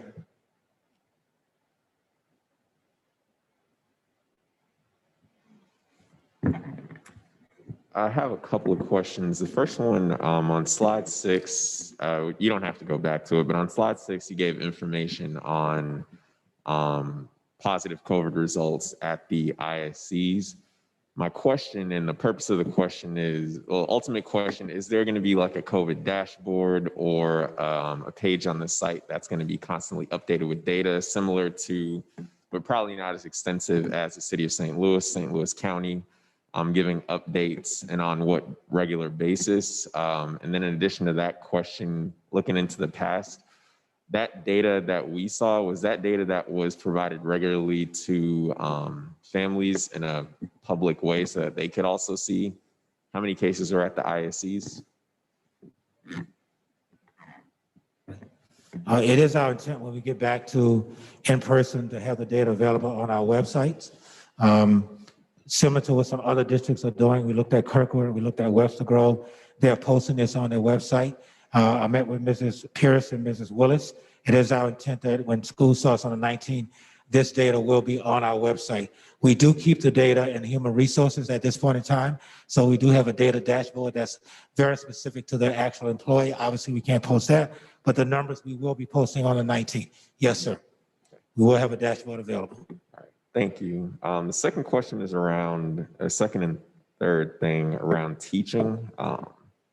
So you said there are going to be basically 3 types of teachers. So the blended model or Yes. the blended teacher, virtual and in person. First, I guess, quick question, the teacher that's virtual only, will they be required to be in the building? They will not. They will not, okay. Secondly, so for the blended, obviously they're in the building and the in-person are also in the building. We had a day in the life of the teacher back when we thought we were going back to in-person with limited virtual. Is it possible to be provided with something similar from academics? Yes, to see quite what frank- that looks like, and so teachers know what that looks like as well. Yes, we can. Quite frankly, we have done that. We provided it to the network superintendents last Wednesday, Thursday, to get their feedback. Dr. Mitchell, who you saw present here, I can have her turn around something and have it available as well. But we have created one. We just have not shared it with teachers. We can do that. Yes. Okay. All right, I have 2 more. I did ask this back. Back in our work session. I don't know if there's an update to this, but when it comes to, I said mid-quarter enrollment, but really students can enroll or switch districts or transfer all the time. What is our approach to that, given moving into quarter 2 and then looking at high school for late November? We are going to be requiring all new students who are coming in to be 100% virtual initially. Okay. Okay. And then the last thing is a recommendation / comment. From my experience, when I started in the district as a 22-year-old, it was hard for me because of poor planning to go an entire day without eating. So asking teachers to do that and pushing that lunch to the end of the day, I think definitely needs to be reevaluated. I know that you said there is this in-classroom option, but I think we also have to understand we're asking teachers to come in an hour earlier or just be there earlier in general. And a lot of these teachers have their own children. So I think this goes back to Natalie's point about the survey, just checking that feasibility for teachers to be able to do this. So I don't know if every teacher is able to show up an hour early to make sure that students eat breakfast in the classroom. And based on age, based on health restrictions and complications, there might not be teachers, or not all teachers are going to be able to wait until 1, 2 o'clock to have a meal. Well, it's not my job to plan it, but whoever's job it is, I think it would be great to look at that to be able to either survey teachers and see what makes sense. Maybe they have some ideas, or if we're not going to survey, which I think we should, if we're not going to do that, think of a plan that still allows them to eat. I don't know if that's using additional building staff. I don't know if that's using, and I know we didn't have a lot of them, but ISC staff to go into classrooms. So this way, at least students aren't moving, but one responsible adult is in there so that teachers can eat. Yes, sir. Just a little clarity. Teachers are going to be coming 15 minutes early, not an hour early. They're only coming 15 minutes earlier than they normally will come. In terms of the lunch, you are correct, and I've asked principals as late as Friday. The intent is that teachers still get their 30-minute lunch. We're going to dismiss an hour early because of the reasons I indicated. The intent is that teachers still get their 30-minute lunch. This is a emergency kind of situation if we need to have a teacher eat with kids, but it's not the intent on a regular basis that this happens every single day. We want to have the ability to have teachers available if we need to, but we are working right now for a plan for teachers to still have lunch and have a duty-free lunch. And so I can give you some updates after next week. As I indicated to you, based on the ISC numbers, we don't believe that all of the commitments made are going to actually come. After the first 5 days, if children have not shown up, they will lose their slot for in-person and remain virtual. And so we believe the numbers are going to be smaller and therefore give us the flexibility such that teachers could still have the 30 minutes uninterrupted lunch. It's not something I'm willing to take away from teachers. I just realized that in order to safeguard kids staying in a pod, we need to have adults with them. And the only adult I can guarantee right now is a teacher. We are looking at ISC people and other persons, even from central office, going into support such that teachers could have the 30-minute lunch. But this is, we want to see how this works the first 3 or 4 or 5 days, and we'll make some adjustments from there, Mr. Lane, to kind of let you know on the board how that's working out. Yeah, I had one more, but I don't see it on my sheet, so I think that's it. So I appreciate all the autonomy that you have provided to the different schools so that they are able to meet the unique needs of their student population and the needs of their families, and allowing families to have a choice to choose the modality that makes the most sense and works best for their family. And so I know that a lot of these plans were based on kind of reactive to choices that families were making. And so it was kind of gathering that input from families and then saying, working at the school level to create a plan so we could meet the needs of the families. So now that those plans have been created, how are you looking to kind of get some of this detail out to individual families at those schools so they know exactly what school will look like, and kind of thinking about what Adam said about a day in the life. So teachers have that information, but also families as well. And it is likely that different schools are going to be doing different things. So how will we communicate that out from the buildings? So there are 3 ways. Number one, a transportation letter went out last week that provides information about where children will be picked up, but also some of that information. There have been 3 mailings that went out on Thursday, Friday, and Monday to parents by email. They're called, I can't think of the name of it, but welcome back to quarter 2. Those emails went out to every single family that we have an email address for. After this meeting, an FAQ is going out on the website. Mrs. Pierce is working on it as we speak. I asked her to wait until after the meeting tonight. She is monitoring the meeting and will be sending out an FAQ. School sites also have a restart plan. The restart plan information was gathered. Mrs. Willis is putting all of the individual restart plans on every school's website tomorrow. Again, we were waiting until after this meeting. They finished up on Friday, but it's a restart plan, but it's not the full document, because the full document is about 30 pages. But this is a 1 or 2 page PDF that lays out what this particular school is doing. Lastly, we will be doing a phone notification that will go out on tomorrow and Thursday to outline what's going on. And also the hotline is already open and ready to take calls. Mr. Brown opened back up the hotline on Monday. The family community specialists are taking calls as early as Monday of this week to take any kind of questions that families might have around the nuances of all of this. And the transportation call center is open as well. So those are the ways that we're trying to push out communication. And schools also are having meetings and Zoom meetings and all of those kinds of things to try to get out individual information as well. Great, thank you.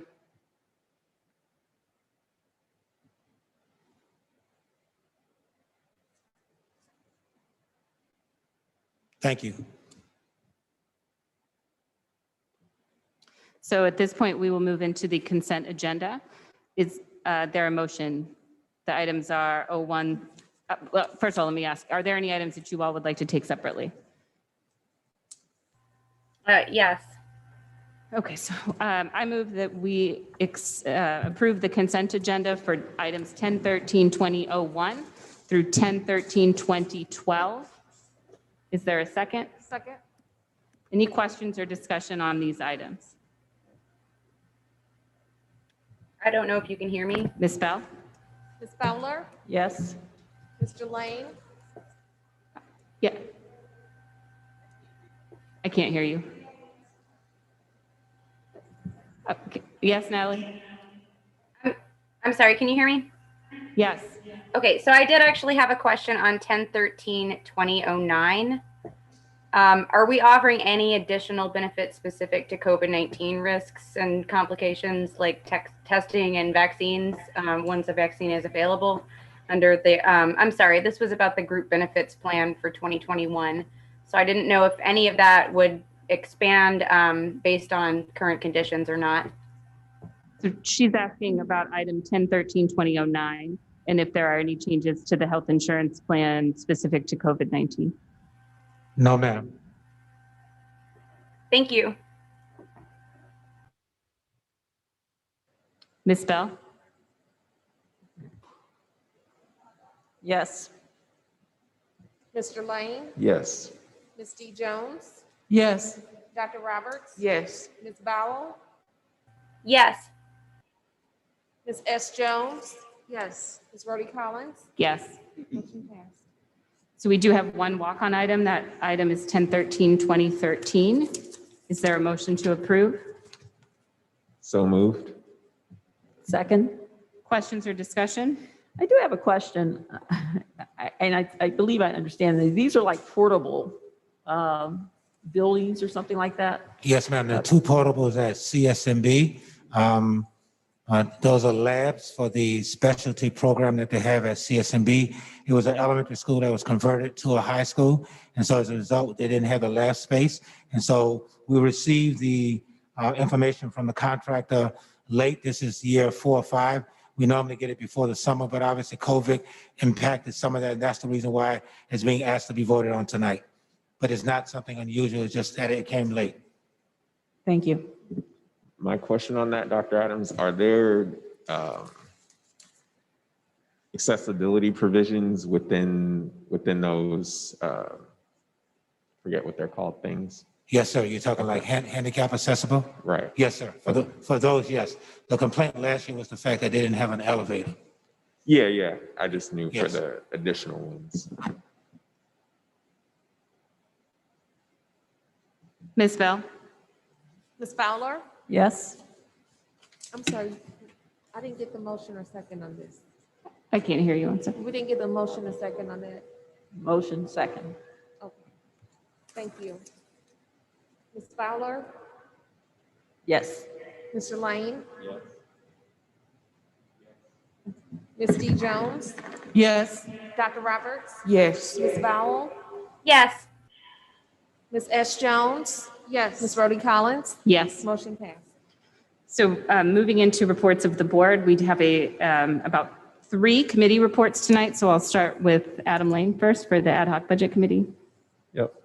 So the Ad Hoc Budget Committee met, was it last Friday? Last Friday to, for the first of a series of presentations from the Finance Department. It was broadcast and I believe recorded as well. And the purpose of the meeting was for the Ad Hoc Committee to gain more insight into the budget process. The next one is tentatively, we're looking at not this Friday, but the following Friday. Again, this will be open to the public. It'll be posted on the site, and it will be a live session. That's it. Thank you. Natalie, I believe you have a report from the Governance Committee.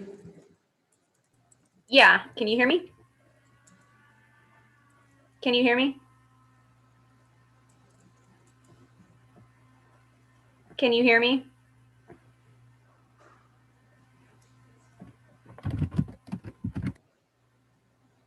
Hello?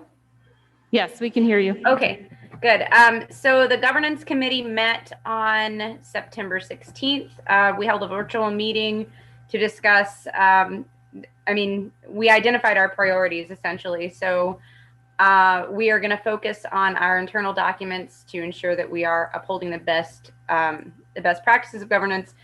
We have 3 committee members at present, myself, Ms. Regina Fowler, and Dr. Joyce Roberts. We will be reviewing the Code of Ethics next, and our next meeting is in planning right now. That's the tentative agenda, but we are waiting on board member responses in order to finalize that meeting date. So I'll take any questions, but there's really not much other than our intro meeting and establishing what our first goals are.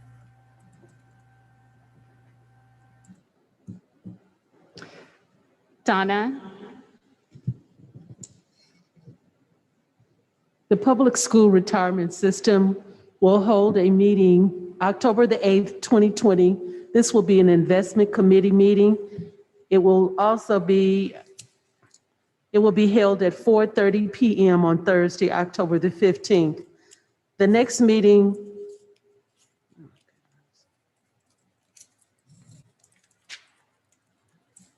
will be a regular Board of Trustees regular meeting. It will be held October the 19th, 2020, beginning at 4:30, and it can be accessed through live stream or on YouTube.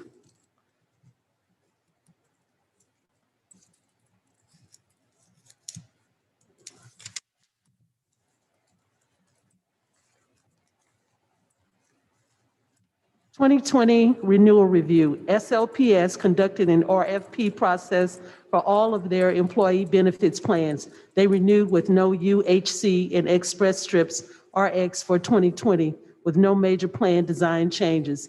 Premium rates change depending on plan enrollment.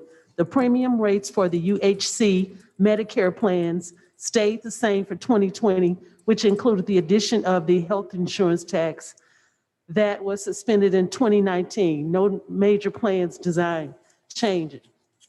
So this just briefly, some of the things that the public school retirement system have been working on, and I'm encouraging everyone to tune in to the next investment committee meeting to be held this Thursday at 4:30 p.m.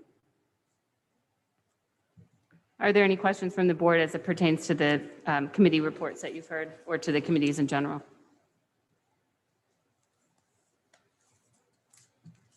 So we will move on to a discussion of the proposed Mission and Vision Committee. Regina, I believe you are taking the lead on this. Thank you. At the last closed session, we talked about establishing a committee, an ad hoc committee, to establish some, what I really like to call guiding principles for the board to help us as we make decisions for the board. And what we want to do is come up with a unified set of guiding principles that we will operate from. I went through the board documents and the bylaws, and many of those still have to be updated. And the vision and mission that are out there are outdated. So we don't have that principle document that guides us as a unified body to help the district and our superintendent, make these major decisions. So I requested that this ad hoc committee be started so that we can, come up with that unified set of guiding principles. Because, early next year, we'll start preparing our 5-year plan, or the district will start doing their 5-year plan. We'll be asked to give our input, make decisions, but as a board right now, we don't have that unifying document that we need to guide our principals, to guide ourselves. Now, this is not a long document, nor is it something that's meant to guide the district itself on what they're going to do. This document is meant to guide us as a board, to help us understand how we come about making decisions on a unified basis. So I sent you guys some documents for your review, and I've asked that this be presented to the board and ultimately be approved, that a committee be established. Once we come up with that and the full board agrees with these guiding principles, I would recommend that the governance committee then take this over to update as needed in the future. So.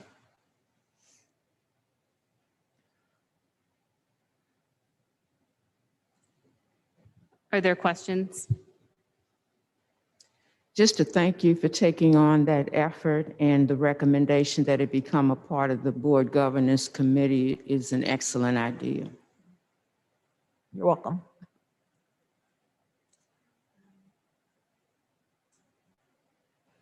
I would second, I second what Dr. Roberts said. Thank you for committing to this. I think it's something that we definitely need. One maybe hypothetical, maybe not hypothetical question I would pose to you is, in looking at the, I guess, board norms and bylaws created or that live within the board governance committee, what, I guess, if both of these things exist, which one leads, which one takes precedent, would you say? Well, I think they're going to exist as one, ultimately, they will exist as one document. It's just we're doing that subset so that we can get that initial broad statement established so that we can guide, so we can be guided in our continuance of the governance committee. And also, it'll serve as guidance to us as we participate in the superintendent's quest to come up with the next 5-year plan. So I don't see them as separate, but I think what it does is takes the burden off the governance committee as they're going through all the details to get this bigger document done earlier so that we can have those set of principles available to us sooner.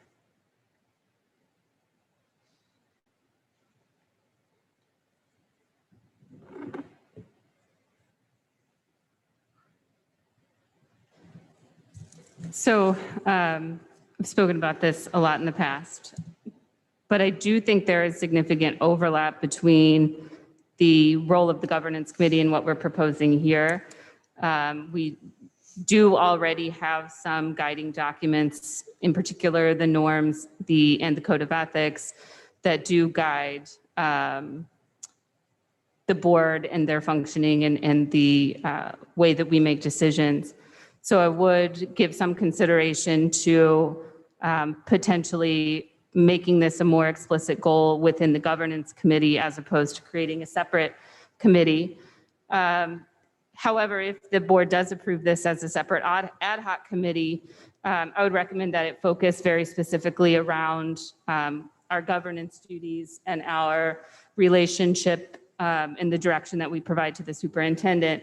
And so in addition to coming up with a statement, also generating some board governance goals that are very specific that give the board something to work towards on that end. And then also putting in some research into governance best practices and standards for effective governance. And so there are some actionable items that come out of this as well.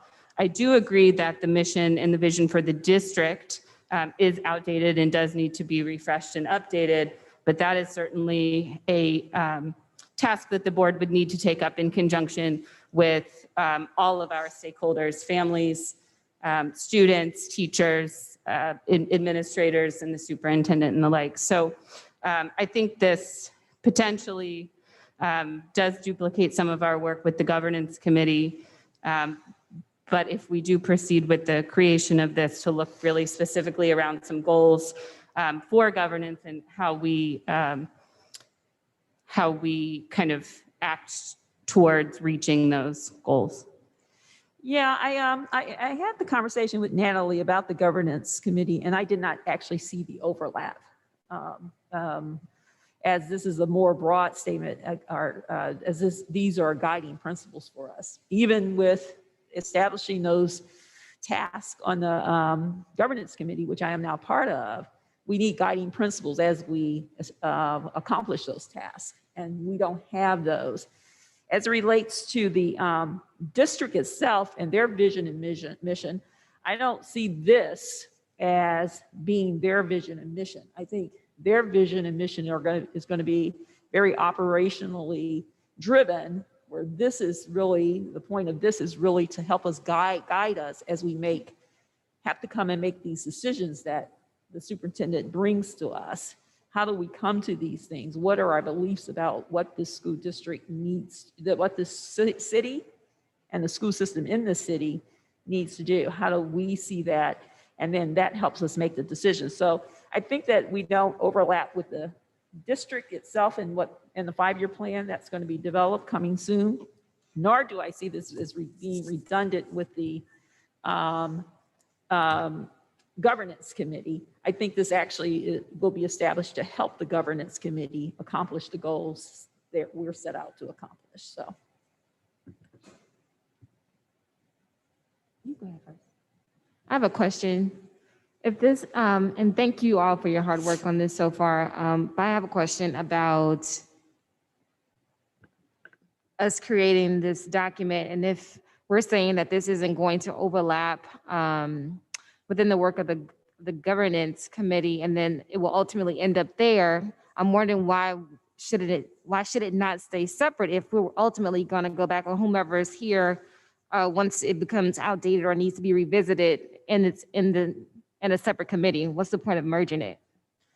Well, right now there's a great need that we have some guidance. I think you've heard, at least since I've been on the board, we've heard over and over members saying we don't have this. We don't have a common unified vision, or we don't have common guiding principles. So the reason we do it as an ad hoc committee is so that we don't just push it back and it becomes something that gets delayed and ultimately never happens. So if we have an ad hoc committee that can work through this without stopping the governance committee from doing what some of the things they're supposed to do, we can actually accomplish things a little faster. And why do we hand it over to the governance committee? Because ultimately, as it does need to be reviewed over years so that this won't become outdated, we have a standing committee that is responsible for reviewing it along with all the other things that they review. So with this being an ad hoc committee, we won't exist all the time. So, yeah. But at some point you will go back and revisit it again, correct? Yeah, and that's so there would where be no point in getting rid of the ad hoc committee. Perhaps it just stand as a recommendation. And if it needs to be, updated, then we would always have that ad hoc committee, as something, or as a place where we go to update our vision and mission as a board. I mean, that's a choice, certainly, that can be considered. It was just my recommendation that the governance committee, once we've fulfilled all our other things, then we'll have more time to focus on these guiding principles as well as everything else that needs to be established. What I don't want to do is just go into the hands of the governance committee and we're trying to update bylaws, we're trying to update ethics, we're trying to update all these other things, and then these guiding principles get, delayed.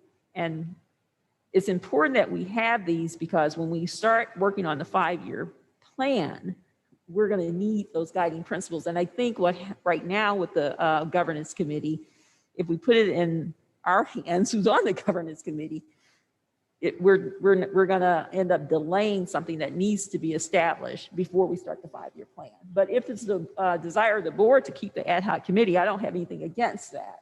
It was just a recommendation that I was making.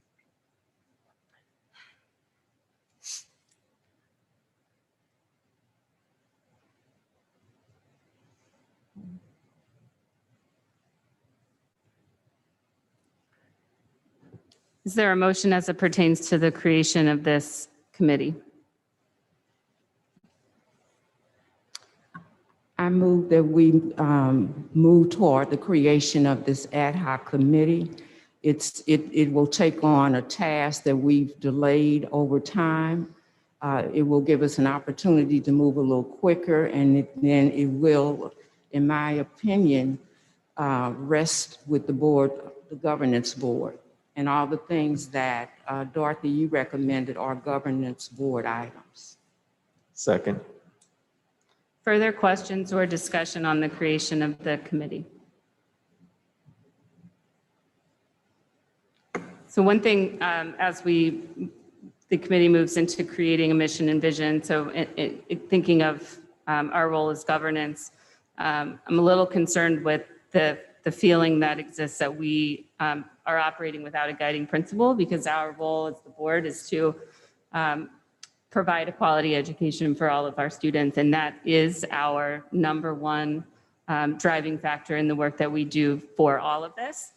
And I would like to make sure that that stays at the forefront of any discussion that the Mission and Vision Committee has, because outside of that, that's the reason why we are all here, to provide a high quality education for our students. And so that is our one and only guiding principle as we make all of our decisions for the district. And that, I hope, is reflected in the mission and vision that come out of this committee. And I agree that that will certainly be the top priority. Further questions or discussion? Ms. Bell? Ms. Fowler? Yes. Mr. Lane? Yes. Ms. D. Jones? Yes. Dr. Roberts? Yes. Ms. Bowell? Yes. Ms. S. Jones? Yes. Ms. Rhodey Collins? Yes. Motion passed. We have our draft legislative agenda before us as prepared by our lobbyist, Mr. Steve Carroll. He was here at our work session and made himself available to. Dorothy, I'm so sorry. Can I interrupt just 1 minute? Sure. About this committee. I know some of you guys have mentioned being part of it. Can you please email me for those who I think said they would serve on this? I think Can you speak up, Ms. please? Susan and Ms. Can you Dr. speak up? I can't hear you. Oh, yes, sorry. I know a couple of you guys talked about serving on this committee. If you would email and confirm that, I think Ms. Susan and Dr. Roberts had mentioned that. And others were trying to keep it to 3 to no more 4 members. So if you guys would email me or text me, I'd really appreciate it so we could get started right away. Yeah, I'm going to contribute the documents, but I haven't committed to taking on a position on that committee as of right now. Okay. Thank you. You have committed or no? No, I'm going to contribute the documents that I mentioned in the meeting, but as of right now, I haven't committed to a spot on the committee. Okay, great. So anyone else who'd like to participate, I'd appreciate it. I appreciate you letting me know. So back to the legislative agenda, this was prepared by our lobbyist. It is largely a carryover from last year. It has the vast majority of the items are the same as last year. There were some changes he made to reflect conversations that he had after he made himself available for any further comment after our discussion as a board at the work session. So with that, is there a motion to approve our 2021 legislative platform? So moved. Second? Questions or discussion on the legislative agenda?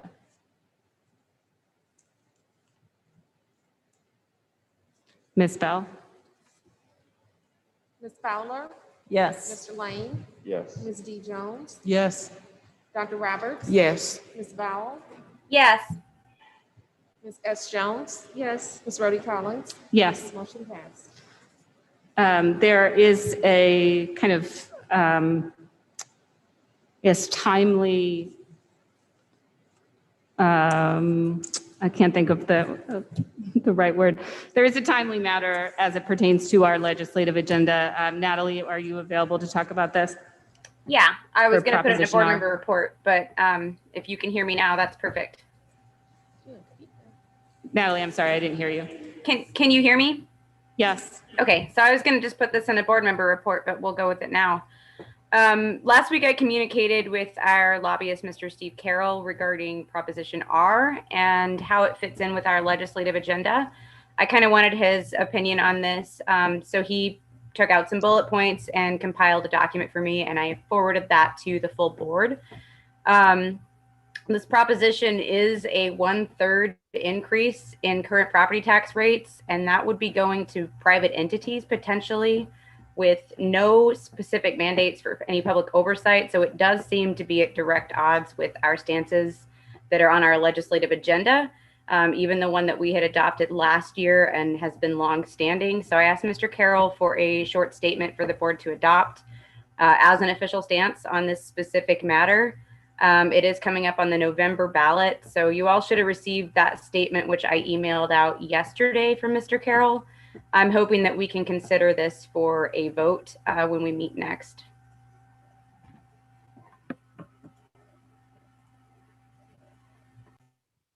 Are there questions for Natalie or greater discussion on the statement before you? I'll read it. I know we have people listening at home.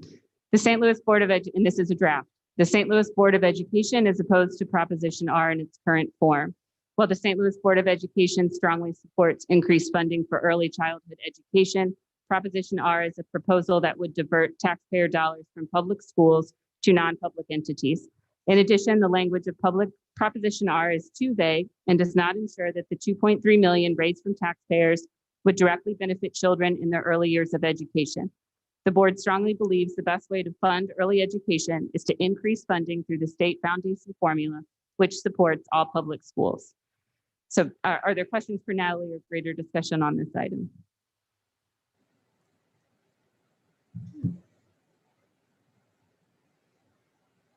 Natalie, I believe you said that you were recommending this for a vote at our work session. Did I hear you correctly? Yeah, if anyone wants to consider that, I would appreciate that. Seeing no further discussion on this item, we'll move into board member reports. Suzanne, I'll start with you.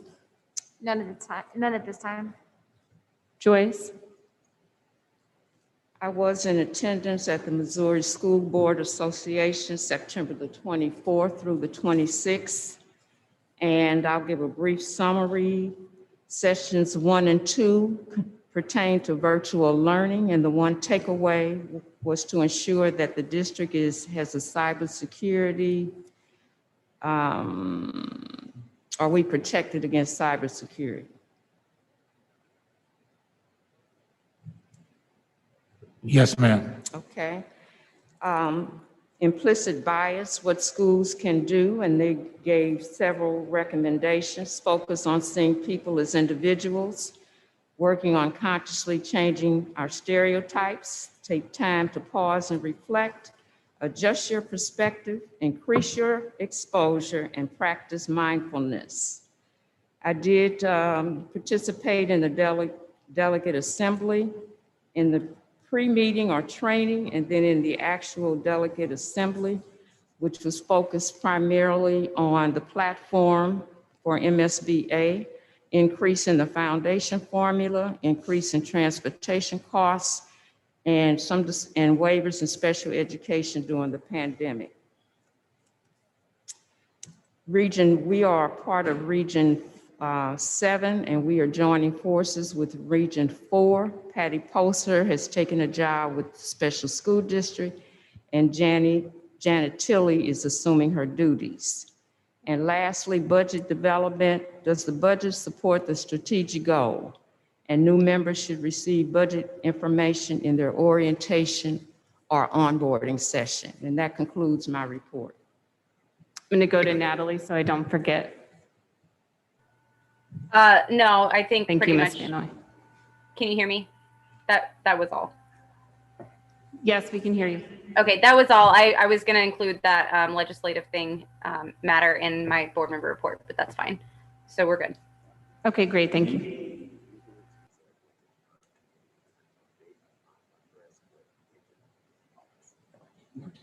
Adam, do you have a report? No report at this time. Regina? Yeah, forgive me for that. I was asking Adam what this is for because I wanted to say something. I just want to highlight Dorothy's attentiveness to me as a new board member. And I think we should highlight the great job she's done. I don't think I've ever been integrated into a board so quickly and smoothly than this board. And a lot has to do, the reason for that, I believe, is because of Dorothy and all that you've done. So thank you. Thank you. That's nice to hear. Donna? Not at this time. Thank you. Just briefly, I don't have a official report, but just as always, a big thank you to everyone that's working so hard on getting our students back into the classroom while also maintaining a focus on providing a high quality virtual education. I know this is completely outside the realm of anything anybody anywhere signed up for, and you're all doing a great job, and we appreciate that very much. So keep up all the hard work. Dr. Adams, thank you for everything that you and your team are doing. And good luck with the second first day of school on the 19th. With that, is there a motion to adjourn? So moved. I'll second. Ms. Bell? Ms. Fowler? Yes. Mr. Lane? Yes. Ms. D. Jones? Yes. Dr. Roberts? Yes. Ms. Powell? Yes. Ms. S. Jones? Yes. Ms. Rhodey?